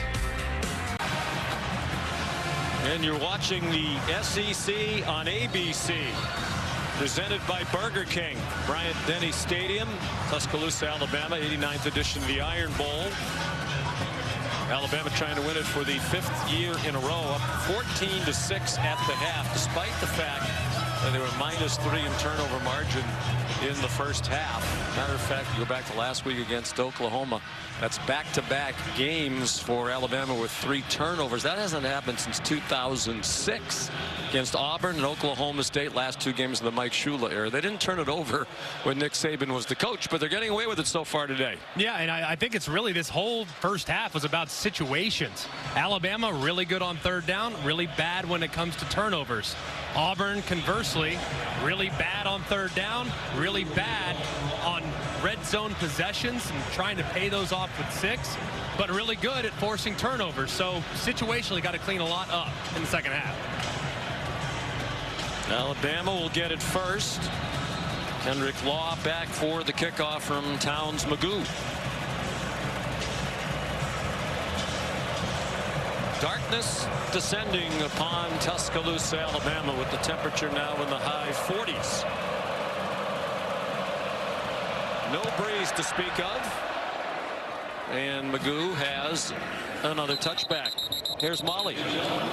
Well, Auburn head coach Hugh Freeze admitted that they had a lot of issues in the red zone and took a lot of the blame for that. He said that he misused tempo at times, had some of the wrong play calls in the red zone, and that led to their inability to score touchdowns. But he stressed that they're moving the ball well. They just need better execution and come away with points on every trip to the red area. But he said our defense has kept us in this game with those takeaways, just need better execution in critical situations, guys. The 3 trips into the red zone. And just the 2 field goals. Yardage just about even at the half. 2:22 Alabama, 2:04 Auburn. Here's Ryan Williams sidestepping. Jaron Thompson, and off to the races he goes. All the way out to midfield. A true freshman who is still just 17 years old. 24-yard gain. And a good call by Nick Sheridan. Get the young man involved early. Watch the move. He's so slippery and quick. At 6'1", 175 pounds, but a little stronger than you realize, too. But just the second catch of the game here in the second half. The catches have come down as the year's gone along. Jan Miller, the ball carrier. Hard to tell if that's the attention he's getting from defenses, if he's hit a little bit of a freshman wall, but he came in with just 7 catches total in the last 3 games. You can see the numbers there. Almost 93 receiving yards per game in the first 7. 39 in the last 4. And the targets have come down as well. And his only catch today resulted in a fumble on the opening drive, so getting him back involved. Jan Miller has a first down to the 39-yard line. Kensley Lador-Faustin, true freshman. Backup defensive back out of Naples, Florida, made the tackle. This would be a spot on 1st and 10. Might take a shot downfield. Jeremy Bernard, a whiff on the tackle. Leads to a lot of run after the catch. Jaron Thompson made the tackle after Kayan Lee did not. 13 yards. Just an easy throw. Couple very easy completions for Jalen Milroe to start the second half, and terrific run after catch by Jeremy Bernard. Playing for his 3rd school in 3 years, Michigan State, Washington. And then he followed Kalen DeBoer from UW here to Alabama. 1-yard run for Jan Miller. Jason Jones made the tackle. The numbers going up. Of course, last year he was basically the 4th option at receiver with a very talented group led by Rome Odunze, high 1st-round pick of the Chicago Bears. Also Jalen Polk, Jalen McMillan. Screen. C.J. Dupree down to the 10-yard line. And this has become a theme where they are basically showing the tight end blocking initially and then releasing downfield. They did that twice and had great success. This time they show him blocking. He releases on a screen. There's plenty of room to run. Jam Miller on 1st and goal from right around the 10. Jalen McLeod the tackle after a 3-yard pickup. Well, 6 catches today for Alabama tight ends, 2 each for Dupree, Josh Cuevas, and Robbie Boots. They came into today averaging 3 catches per game from their tight end group. So much more of a focus, the tight ends today. Justice Haynes back in at running back now. Milroe follows Haynes and goes down at the 2. Touchdown saving tackle by Kieron Crawford, playing his best football at the end of the year. Very similar play that they had a big gain on 3rd and short. I think this is a green light here for 3rd down and 4th down for Kalen DeBoer. Justice Haynes to the goal line. Touchdown, Alabama.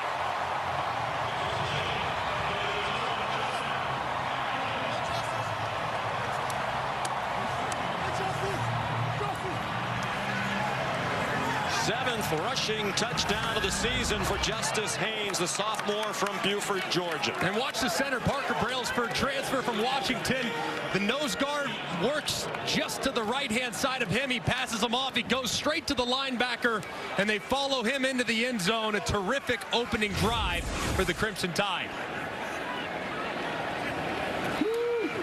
And Graham Nicholson adds the extra point. They went 75 yards on the first possession of the second half. 9 plays. And Haynes the touchdown. Kane Womack's defense has played very well for Alabama. 17.5 points per game. 10th best in the country this year. Best for Crimson Tide defense since 2017. And they've been particularly stout today, put in some tough situations by the offense with 3 turnovers and have yielded just 6 points on 2 field goals. Connor Talty's kickoff will be returned by Jeremiah Cobb. Auburn hoping for a big play on special teams. And Cobb marked out at the 25. Let's take a look at coverage where it counts, presented by T-Mobile. It's all the different looks that Kane Womack's defense has thrown at Payton Thorne. Looks like pressure. They drop out. He's a little confused. Has to flush to his right. Throws one downfield where there's nobody home. And then they do bring the pressure. They showed it. Now they bring it. Gets a quick outlet. Malachi Moore is sitting there waiting. This time, looks like it's coming from the left-hand side. No, it's not. Here it's coming from the right-hand side. Thorne thinks he's protected. He rolls into it. Has to throw it away again. It's been very confusing from Kane Womack for Payton Thorne. First possession of the second half, and it doesn't start well. Thorne forced to throw it away on the pressure from Tim Keenan. Womack, the son of a coach, his dad, Dave. 35 years as a college coach. That's Dave in the middle, including the end of his career, defensive coordinator at Ole Miss under Hugh Freeze, where Kane Womack, and there's Dave, who's usually not far away from his son on the sideline. Kane Womack was a graduate assistant under Hugh Freeze. Offense, number 72. Well, a terrible start to the half for Auburn.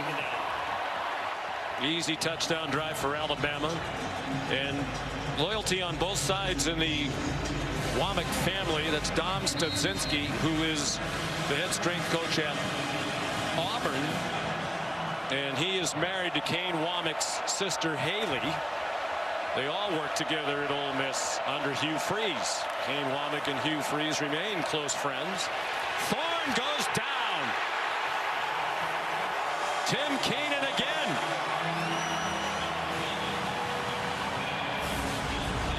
And more confusion, but this time it's really just the defensive line. The defensive tackle goes out, crushes the left tackle Dylan Wade. He loops back around, and Thorne can really do nothing as Keenan's waiting there for him. You could not draw up a better start for Kane Womack and this Alabama defense in the second half. He chronicled they've played very well lately, including a shutout of Missouri in late October. They need a lot of run after the catch from Keandre Lambert-Smith. He gets out near the 19-yard line. So a 3-and-out for Kane Womack's defense. And Greg, I'd go back to the end of the half when Hugh Freeze on 4th and goal from the 2 elected to take a penalty and make it a better angle for the kicker and kick a field goal. I wonder if some of the fight went out of his team with that decision. Yeah, I think that was one where it's kind of a message play. Like, all right, I trust you guys enough to go convert on 4th and 2, and him settling for the field goal might have had a reverberating effect. Oscar Chapman punts. Clear, fair catch signal made there by Ryan Williams of a 42-yard punt. Time for the Aflac trivia question. This is the Iron Bowl.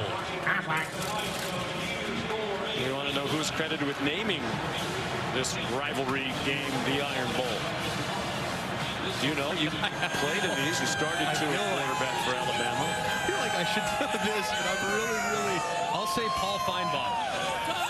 That's as good a guess as anybody else. We saw the Bear Bryant hats. I don't know if that was a clue from our director, Scott Johnson. Our producer, Phil Dean. Jam Miller runs for about 6. I chuckled because Scott Johnson said in our ear, "I'm clueless," which sometimes the funniest thing said on the telecast are in our ears. Well, here's the answer to the Aflac trivia question. I hope they'll note in the truck that I did say Aflac again. Shug Jordan, legendary Auburn coach. Jam Miller, the ball carrier, when asked by a reporter how his team would deal with the disappointment not making a bowl game, Jordan's response was, "We have our own bowl game every year. It's the Iron Bowl." Dubbed that due to the influence of the steel industry in Birmingham, where the game was played almost exclusively up until 1993.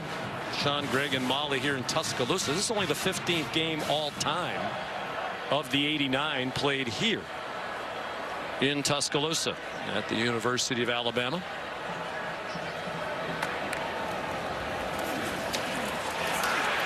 Milroe surrounded, got it off. Jeremy Bernard. Jeremy Bernard to the 24-yard line. Well, everybody's going to look at the throw, but how about the protection from Jan Miller? Just going absolutely blasting the blitzing defender, Caleb Harris, off the right-hand side. Jan Miller bounces off tackles. 26-yard play to Bernard. He's just a yard shy of a 100-yard receiving game. The Auburn would-be tacklers treating him as if he was Jeremy.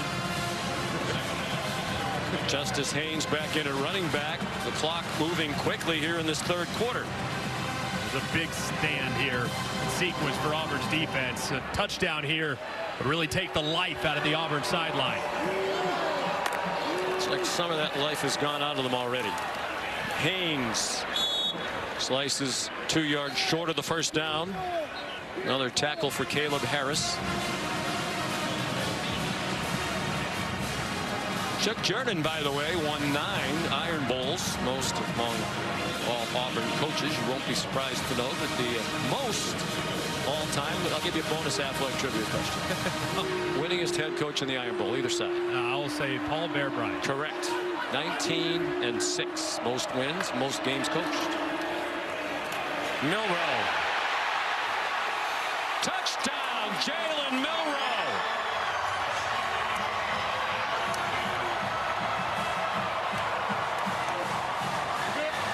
His third rushing touchdown of the day, and he reaches that 20 rushing touchdown mark where he joins illustrious company.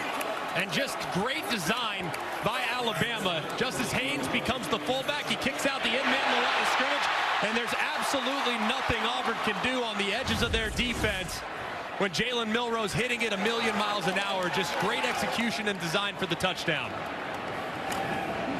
Graham Nicholson, the transfer from Miami, Ohio, adds the extra point. And Alabama with 2 touchdowns here in the third quarter has opened up a 20. State rival since 2011. The winner on to meet Georgia in the Southeastern Conference Championship game next Saturday at 4 from Atlanta right here on ABC.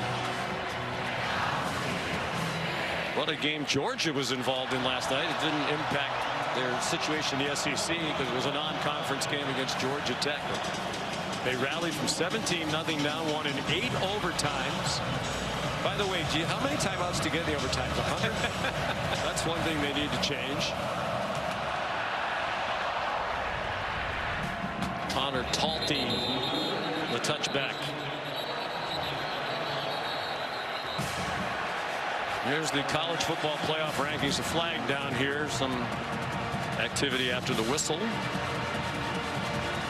Going to be fascinating to see how far Ohio State falls. Probably outside of home field advantage.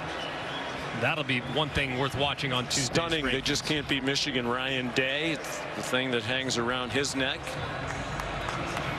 After the play, personal foul, late hit, receiving team number 84.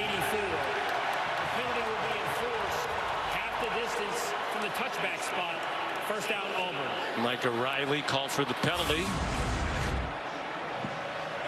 Number 84 is tough to find. It looks like it's kind of right here in the scrum. Go look. Just pushes the Alabama player. Stupid. This doesn't make any sense. Really completely unnecessary. Well, it's completely come apart for Auburn here in the third quarter. The total yards are 135 to -2. The points are 14 zip for Alabama. And Auburn is in a heap of trouble. And it continues. Malcolm Simmons a drop. These playoff rankings brought to you by Capital One. And now there is a skirmish. We'll get back to this. But there is a skirmish over behind the Auburn sideline. Devontae Smith at the center of it. And he's being led away by Xavier Brown. And here they go again.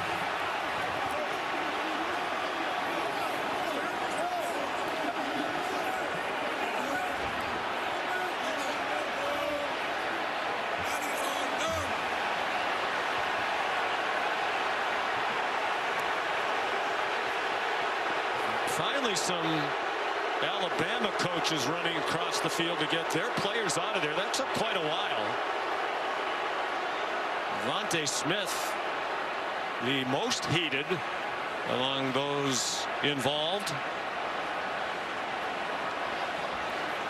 Really escalated quickly, too, because it looked like they were getting ready to disengage, and all of a sudden, chaos on the Auburn sideline. Officials talking about it. We believe Keandre Lambert-Smith was the Auburn player at the center of it. It is rivalry week. It is the Iron Bowl, and emotions always run high. The result of the play is an incomplete pass. After the play, unsportsmanlike conduct, defense number 13 and defense number 8. Only one of the unsportsmanlike conduct penalties will be enforced. 15 yards from the previous spot. Automatic first down. That is both number 8 and number 13's first unsportsmanlike conduct penalty as it counts towards disqualification. Kalen DeBoer out beyond the numbers to voice his displeasure. Nobody on the Auburn side penalized here. Just watch it here as number 8 up top, Keandre Lambert-Smith. That's Devontae Smith just continuing to go at it.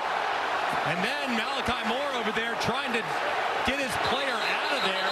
He gets stuck in the middle, engaged with another Auburn player, kind of by himself at that point. Well, I guess my question here to Bill Lamagna would be, is number 5 in white for Auburn guilty of anything, or do you think they got that right based on what we've seen so far, Bill? I think both players should have been involved in the penalty enforcements. Yeah, number 5, Keandre Lambert-Smith definitely held on for a long, long time.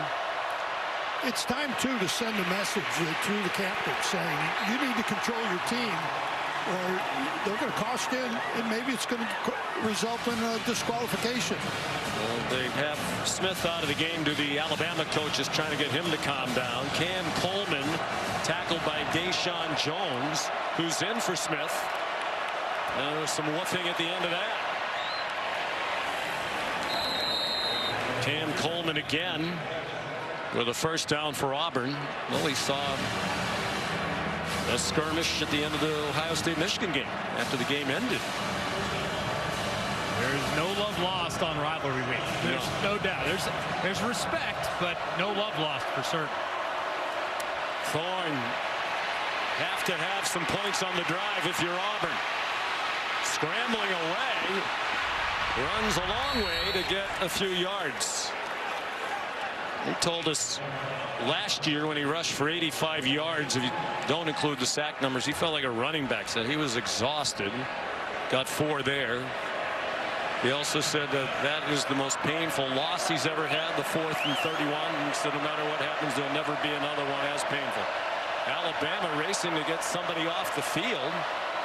And Auburn couldn't snap it because the center judge was letting him finish the substitution. Hunter is buried by Jahad Campbell.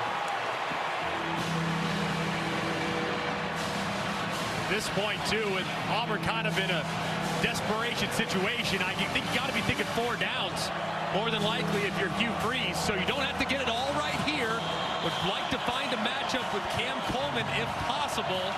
He's been a little quiet today, but he's been a big physical target all game long. I'd be looking in this direction if I can get a one-on-one. Under 5 to go, 3rd quarter. 28-6, Alabama. Thorne off his back foot, down the sideline and caught. Rivaldo Fairweather took a hit from Damani Jackson and held on. And the Tigers have a first down at the Crimson Tide 40 after an 18-yard completion. That was a big collision, and Rivaldo Fairweather did an amazing job of hanging on as Damani Jackson delivered the blow.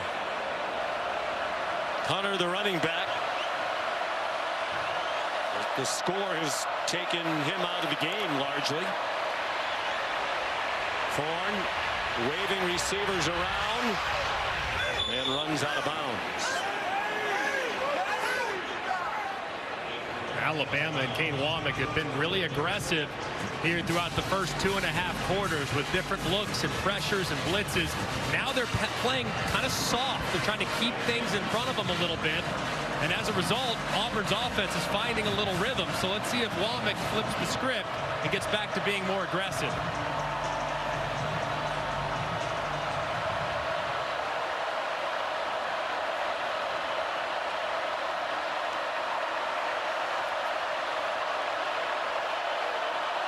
Thorne changing the play. The play clock down to 1. Hunter collared, but he got enough for the first down. Jordan Renaud in on the stop.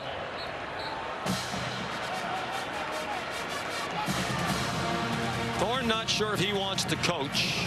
He is, as we said, the son of a coach, very successful coach. His dad won a D3 national championship at North Central College in Illinois. There's his dad, sunglasses on his hat. Mom Joanna, dad Jeff. Jeff's dad John preceded him as the head coach at North Central. Won 118 games, and he's in that school's Hall of Fame. Peyton would like to try to play professionally if he can. And he's in trouble. And throws it away. They want a grounding call.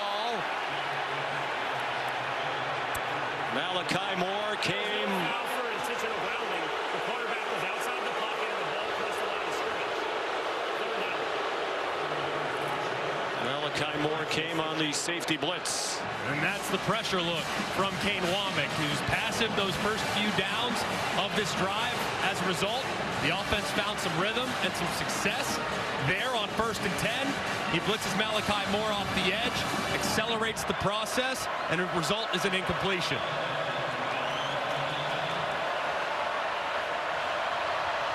The 5th time today, Peyton Thorne's had to throw one away under pressure. One of those was on 4th down in the first half. This is 2nd and 10. Another pressure look from Alabama. 2 linebackers walked up. And the play clock is run out.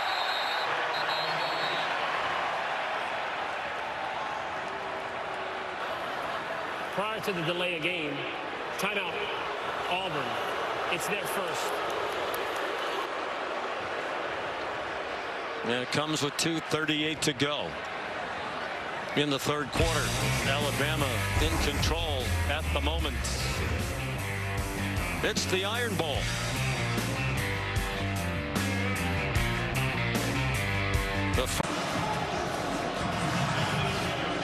Watching the SEC on ABC, presented by Burger King.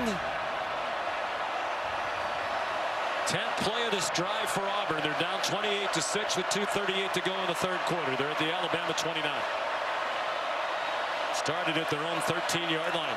Battled poor field position a lot of the night. They have a receiver wide open. Cam Coleman has an Auburn touchdown. He got behind Xavier Brown for a 29-yard score. Said a moment ago that Cam Coleman needed to get some looks. It's been a little quiet. This time he fakes like he's going to run the out and up. There's absolutely nothing Xavier Brown can do. Playing soft, eyes in the backfield. Think he's going to throw the out route underneath. Goes right by him for a massive touchdown. They're going to go for two to try to make it a 14-point game. Go for Dos, brought to you by Dos Equis.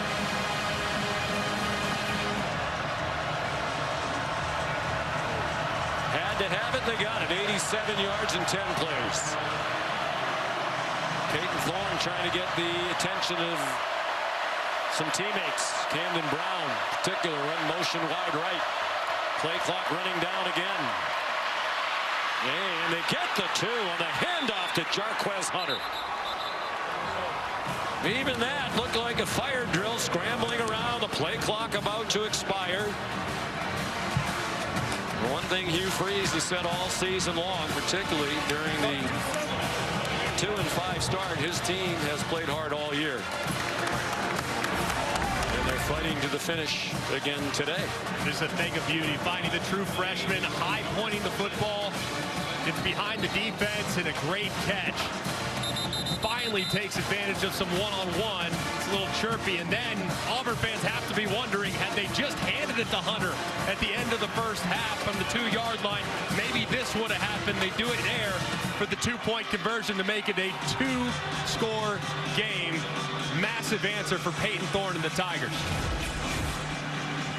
Thorne's 21st touchdown pass of the year, the 8th touchdown reception for Coleman. 6 of those have come in the last 3 games.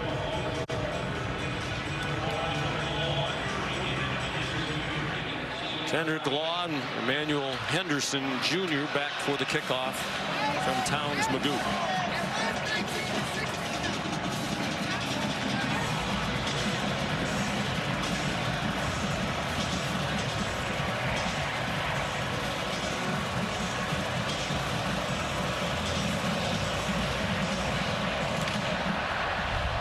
Line drive kickoff. Law caught it at the 4. Has some room outside. And crossed the 30. There is a flag down back at the 21. Far side of the field. The official just moved it to the 20, and the indication is it's a hold against Alabama. The return. Holding. Number 87. 10-yard penalty from the spot of the foul. First down, Alabama. Danny Lewis Jr. called for the penalty. Here's Kevin. Sean, Miami's 21-point lead is gone, and now they're trailing at Syracuse. Boog, here we go. Devin Grant, right place, right time, doing the right thing there on defense. Really good job. One guy makes the tackle. Always beat it to ball, strip, scoop, take it to the house, and the Carrier Dome is rocking. Xavier Restrepo fumbled that ball, so Miami gets it, and now they respond here, Dan. Restrepo with a big gain. Outstanding man coverage. You get a crossing route. Beautiful throw by Cam Ward. Fuels the first team to 55 wins. Taken down at the 1 right now, so Miami driving over on ESPN. Back to you. Win sends the Canes to the ACC title game against SMU. If they lose, Clemson takes on SMU. Jam Miller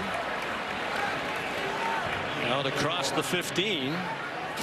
They would think, obviously, in the situation Alabama's in, about a 20% chance right now in the All-State playoff predictor to make the playoff. Any loss by a team ahead of them would help. So the Bama fans cheering for Syracuse. Yeah, cheering for chaos everywhere. I think if you're an Alabama fan, just not getting enough of it today.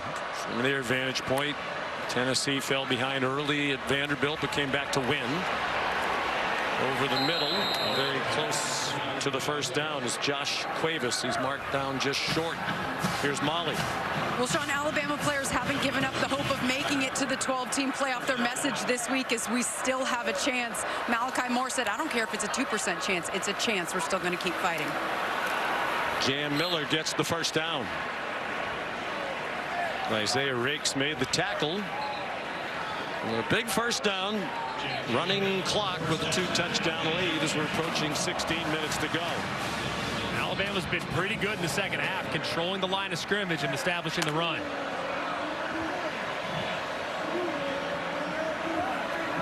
One minute to go.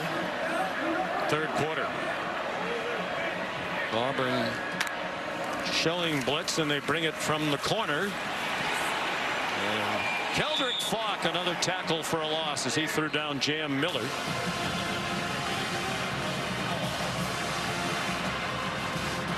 Loss of 4. And this is a great job by Falk, working against the All-American Tyler Booker. Booker just a little bit too far out to his left. Falk slips inside and tackles Miller behind the line of scrimmage. That's a big-time matchup won by Falk. Yes, DJ Durkin, who's had a good year for your defense. Falk was the first name out of his mouth, along with Jalen McLeod. Alabama will have to snap it one more time here in the third quarter. Milroe sidestepped the rush and runs out of bounds. Got away from Eugene Asante. 7-yard gain. And that gets us to the end of the third quarter with Alabama leading the Iron Bowl 28-14. ESPN's presentation of college football on ABC will return after this message and a word from our ABC stations. You're watching Rivalry Week, presented by Fairfield by Marriott.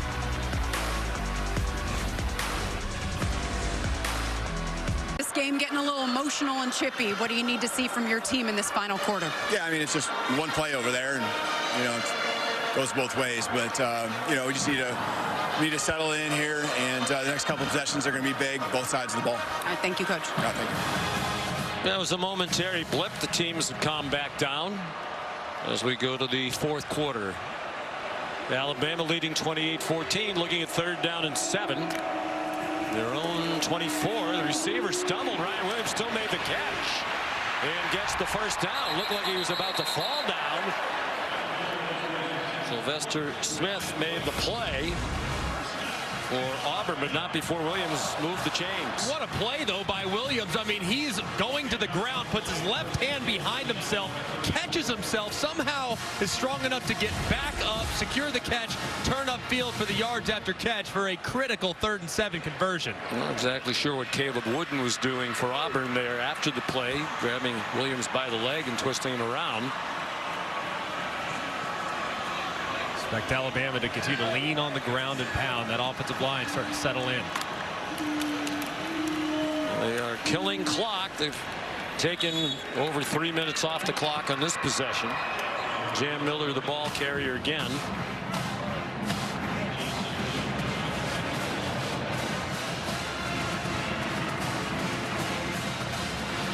Jalen Milroe, 3 rushing touchdowns. First player on either side to do that in an Iron Bowl since Sean Alexander of Alabama had 3 in 1999. A game won by the Tide at Auburn, 28-17. For the most part, it's been the very good Jalen Milroe today. A couple of turnovers, the blemish. Designed run for him. And it's Caleb Wooden again. A little extra shove along the sideline. 3rd and 2 now. Alabama's gone to a very similar play 2 times now. Once for a big conversion, once for a touchdown. They fake it to the running back. He becomes the lead blocker, and Jalen Milroe follows that running back right to the hole. Let's see if they go to the well a 3rd time against DJ Durkin's defense, which has watched Alabama convert on its last 6 3rd downs.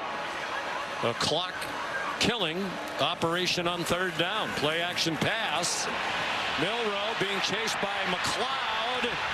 And he goes down short of the first down. The ball comes out, and Auburn has it.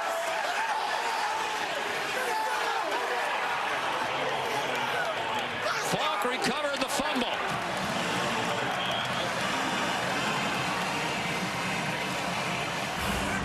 What a massive play for Auburn. Looked like Milroe was going to have enough, but it's not. It's McLeod who is able to get his right arm in there and dislodge the football. It bounces forward before another Auburn Tiger is there to pounce on it.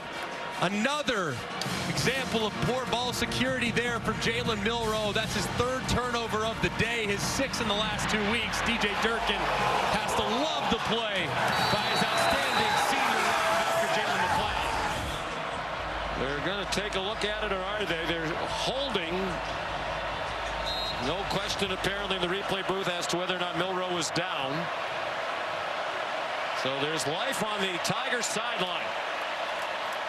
12:45 to go, down by 14. They take over at the 49, and Jarquez Hunter's driven back by Justin Jefferson, who has seen the bulk of the action today in the absence of Deontay Lawson. Jefferson wearing the green dot on his helmet as well. The communication from Kane Womack. They had faith he'd be able to do the job. Thorne out wide. Keandre Lambert-Smith waves his way down to the 30-yard line. Deshaun Jones the tackle. 17, and all of a sudden palpable anxiety in the stadium. And this soft coverage from Alabama has been a little bit of a problem the last couple series for the Tide. It's a missed tackle on the outside and plenty of run after catch for Lambert-Smith. Tim Keenan is the injured Alabama player.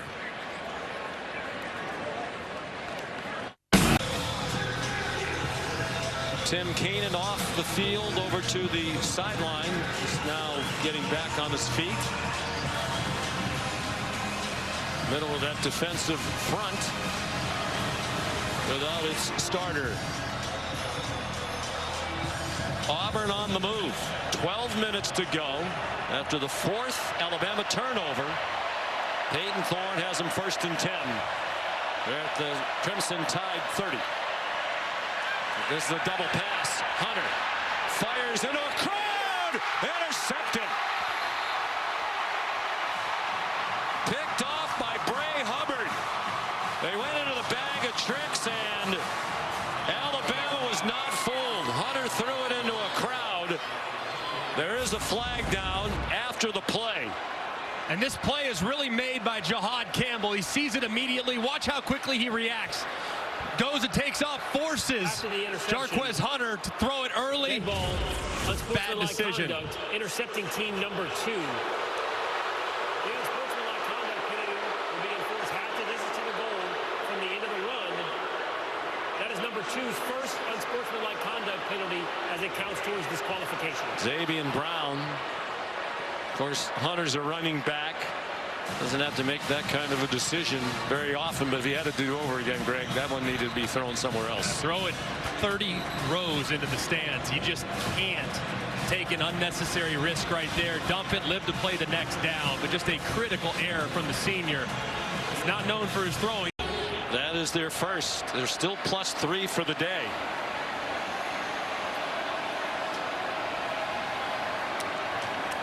After the penalty, back inside their own 3, Justice Haynes. Last time Alabama turned it over 4 times in the game was 2022 against Texas A&M, which was Jalen Milroe's first start, his only start of that season. They still managed to win 24-20. Wild game, too, all the way down to the finish. And Alabama just on a terrible run of turnovers these last couple weeks. Cost them dearly last week at Oklahoma against the 5-5 Oklahoma team. Milroe brought down at the 3. Zykevius Walker there for a 4-yard loss. Big down here for the Auburn defense. Offense makes a critical mistake after the turnover. They turn it back over. And now DJ Durkin, and a chance to get the ball back to his offense around midfield. Let's see if they decide to heat up Jalen Milroe here.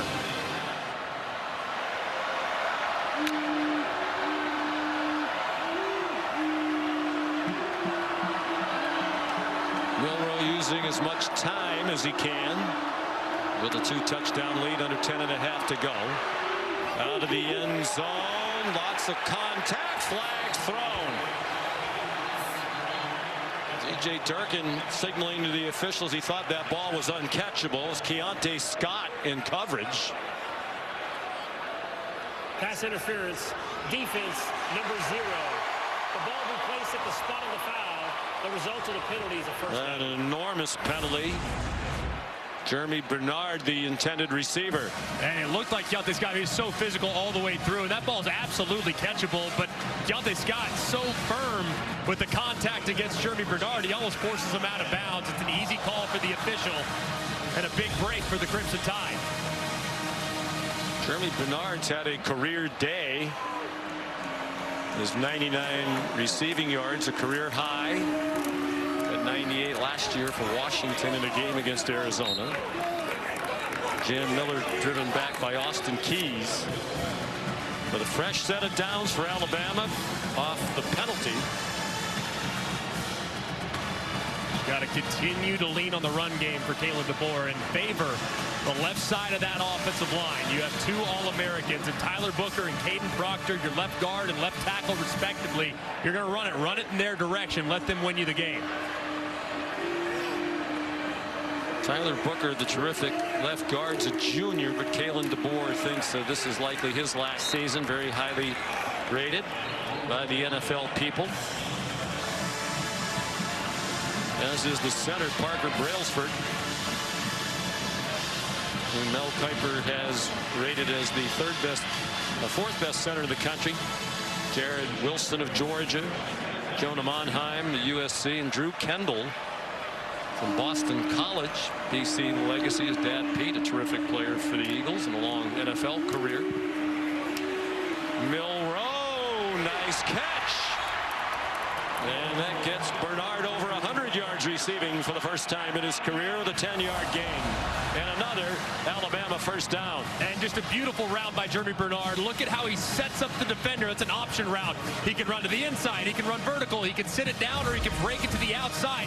You saw that shimmy at the top of the stem. He breaks it to the sideline. Milroe knows exactly where he's going. And he's now reeled in a career-high 109 receiving yards in his first career Iron Bowl.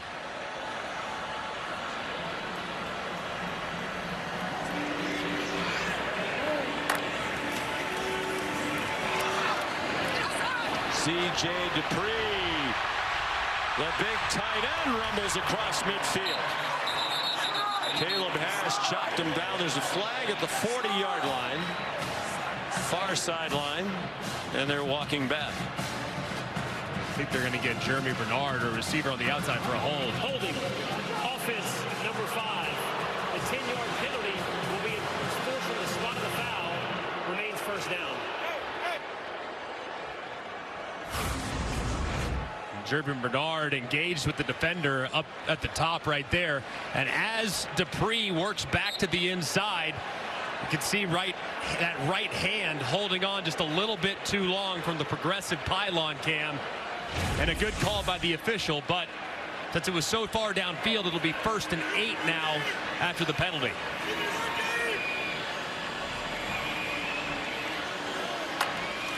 Auburn brings a blitz. Milroe breaks tackles and runs out of bounds with another Crimson Tide first down.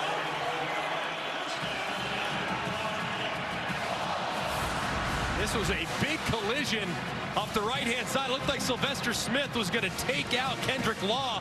Milroe at the last second decides to pull it, makes a couple guys miss, and gets to the outside. That was a great decision by Jalen Milroe on the jet sweep read, because had he handed it off, it would have been a massive blow-up in the backfield. 3 yards shy of another 100-yard rushing game.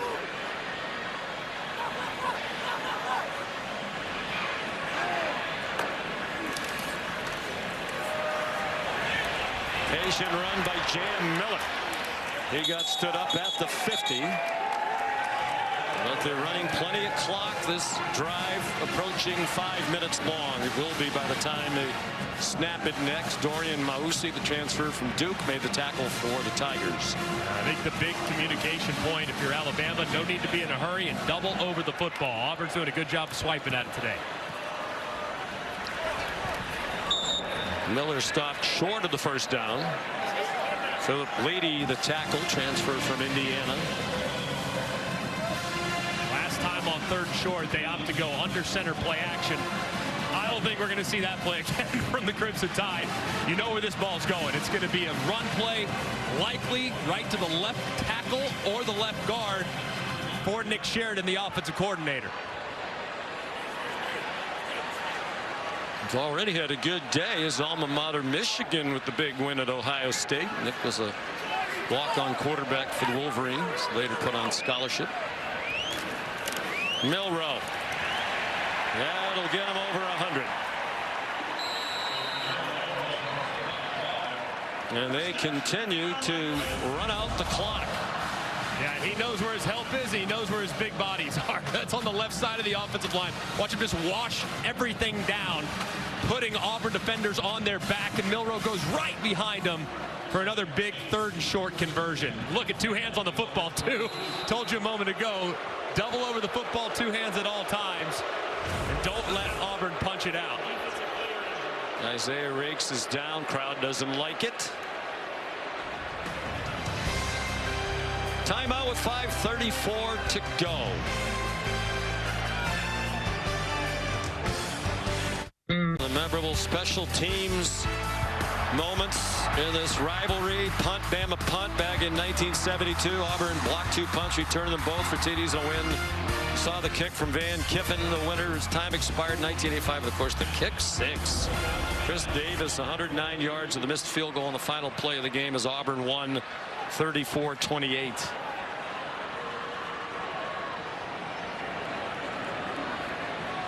.5:21 to go.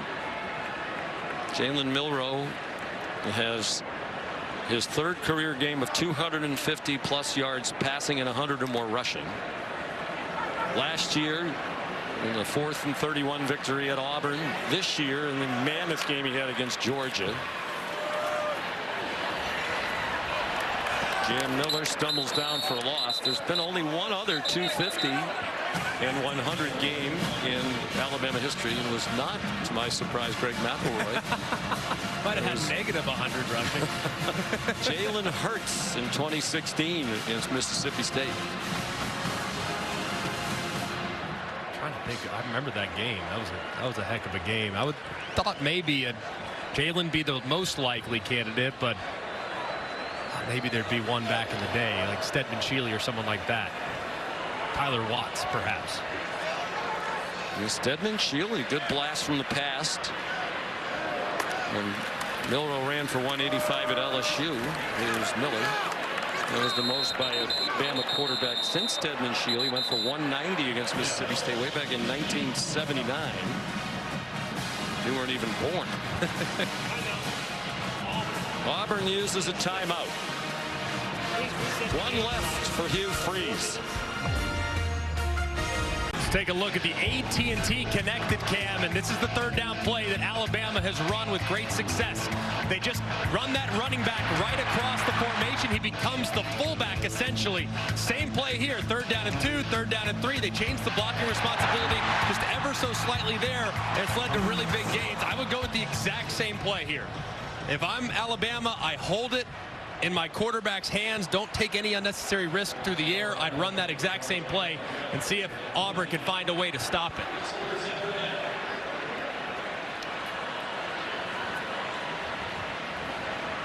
This drive has taken more than 7.5 minutes off the clock. 7:33. More than half the quarter. Jeremy Bernard, very little there. Keontae Scott, the tackle. And another timeout called by Auburn. Timeout, Auburn. Instead of third, it will be 30 seconds. So no more timeouts for Hugh Freeze. Down by 14 with 4:06 to go. Tuesday, the exclusive reveal of the next college football playoff top 25 rankings.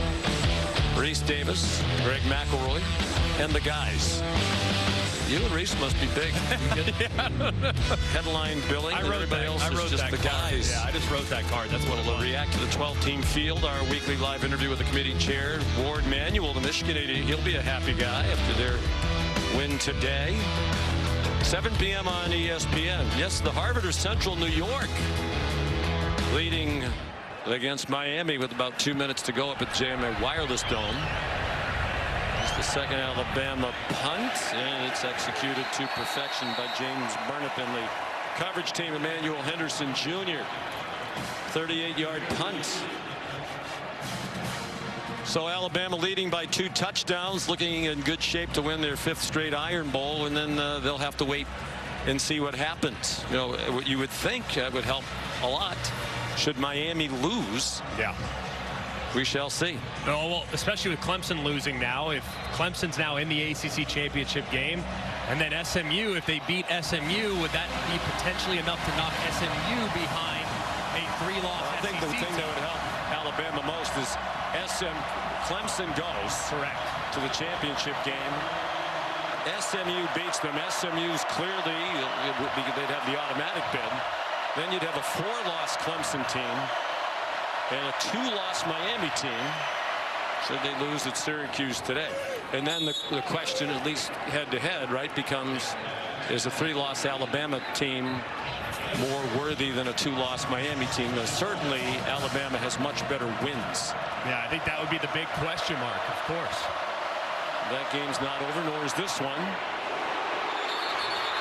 The ball is out. It's an incomplete pass intended for Rivaldo Fairweather. Damani Jackson knocked it out.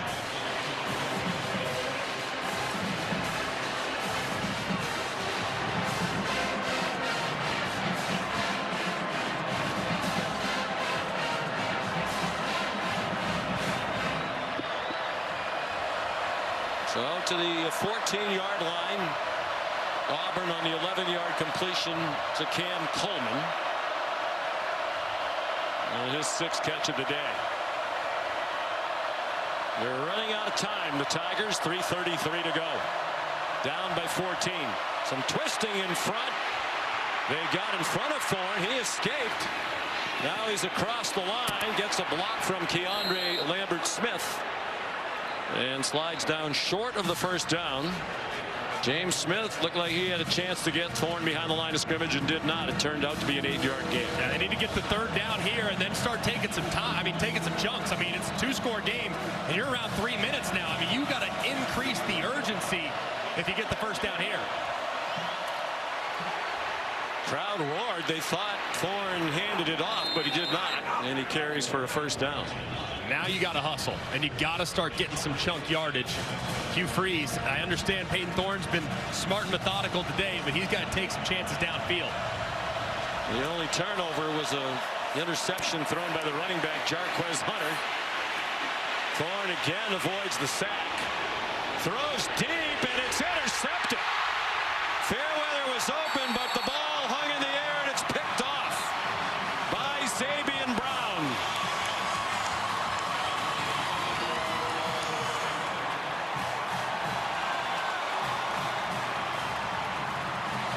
And that is going to clinch the Iron Bowl for the 5th year in a row for Alabama.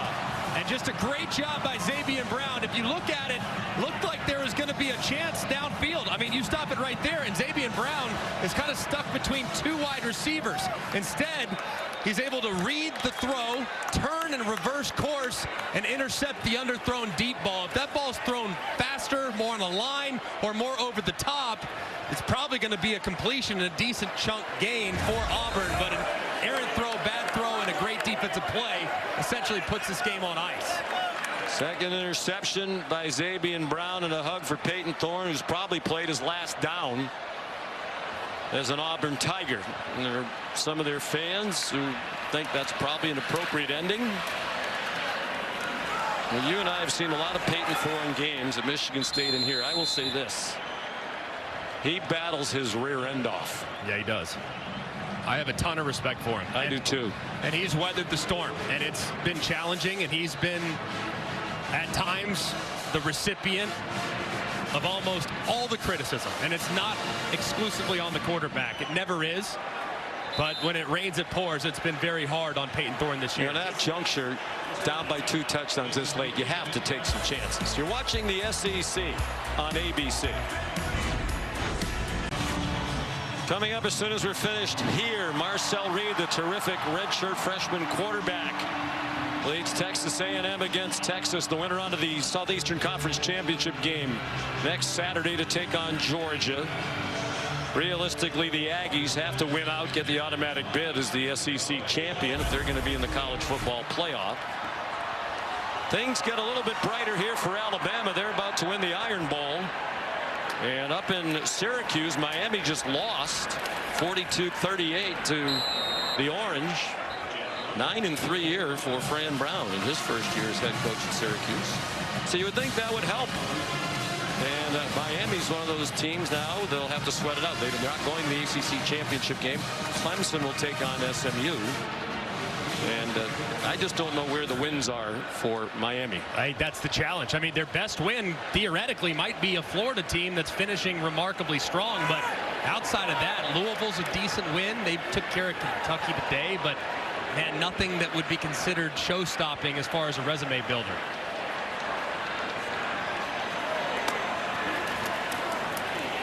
Yeah, and that Florida team was a different team at the beginning of the year when Miami played them. It was a disaster. And of course, the case for Alabama, head-to-head really against anybody. The quality of their wins. Win against Georgia at the 4th game of the year. A win against South Carolina, a team that's making a case to be in the CFP. They won convincingly at LSU. But if they don't make it, that loss last week at Oklahoma will stick with them for a long time. Yeah, I think that one and then the Vanderbilt loss. I mean, 2 losses that are almost hard to comprehend given the way those teams have played most of the year. And I think that's the argument. You're losing to teams that have 5 or 6 losses. So the Milroe family celebrating. It'll be the 9th win. Kalen DeBoer, for all the heat he's taken, will match the most wins in the first year of any Alabama coach. You have to go way back to 1931. And he becomes just the 6th coach on either side since they started playing every year in 1948 to win in his first Iron Bowl. Red Drew, Gene Stallings, Dennis Franchione the last.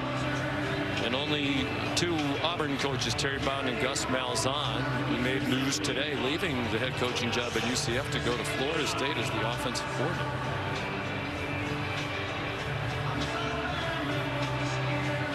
You know, if the folks here don't want him, there are a lot of schools around the country that love to have Kalen DeBoer. I think he's excellent. I think he's a terrific head coach, and he'll find his footing. There's no doubt about it. He's too good of a coach and has accomplished way too much in his career not to have success at a place that has had success for a very long time. James Burnett punts it away. Malcolm Simmons back deep, and he muffs the punt, and he got back on it. The snapper Nealon Hibbett right there.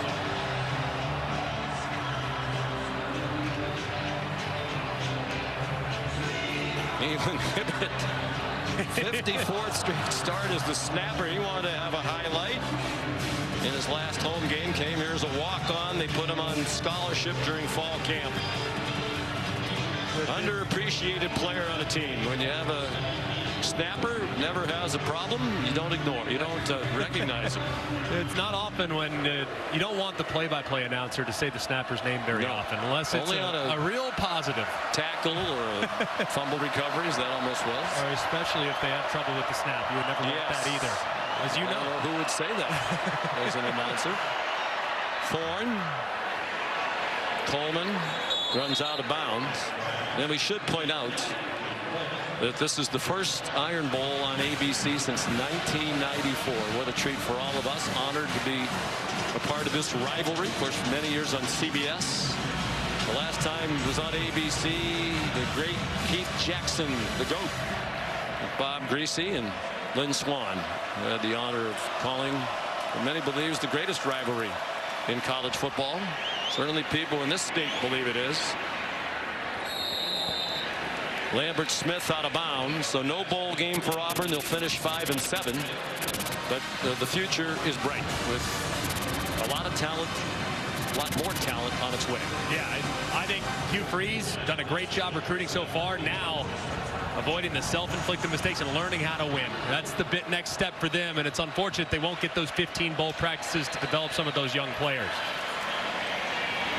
Lambert Smith runs out of bounds.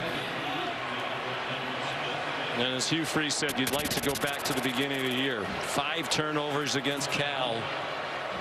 A game they lost by a touchdown. 5 against Arkansas. Game they lost by 10 points.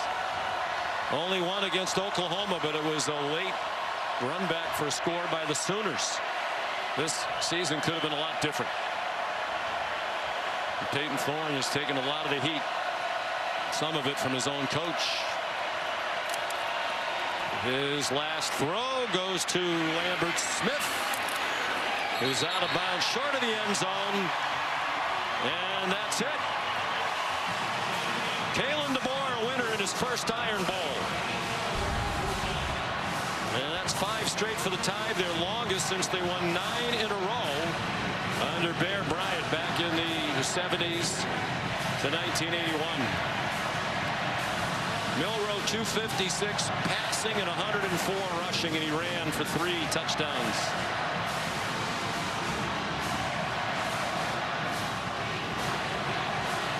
Tom Studzinski, the strength coach for Auburn, with a hug for Kalen DeBoer.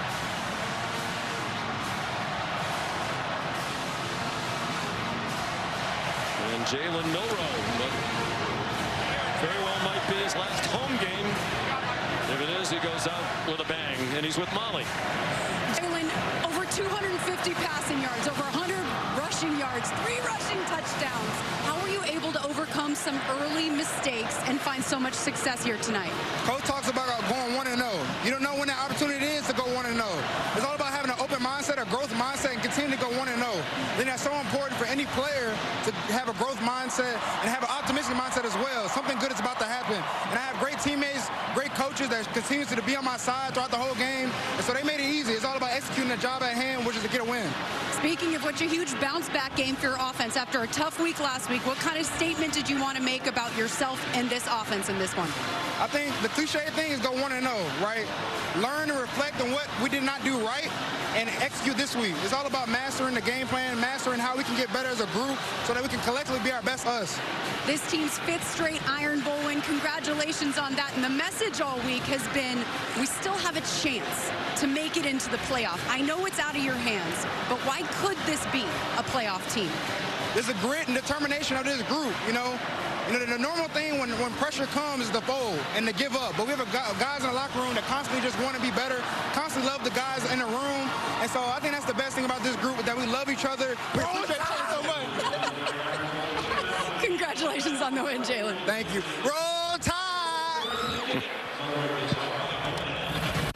Well, a little bit of the good and bad, but more good than bad today from Jalen Milroe. Yeah, a lot of great moments with him carrying the football early in the game, really leaning on the run game and allowing this offensive line to settle in and start to establish the ground and pound. A bunch of 3rd down conversions with his legs as well. This one a touchdown on the 3rd and 3, and he did a really good job of bouncing back from some mistakes. Sometimes those mistakes can fester. He didn't allow it. He moved forward and made the plays necessary to win. And now they sit and wait. The odds are still slim. It's not computers that'll sit in the room. It's human beings that will determine the field of 12. Final score, Alabama 28, Auburn 14. For Greg and Molly, our great crew, Sean McDonough, so long from Tuscaloosa. Let's send you to the studio. Sean, thank you so much.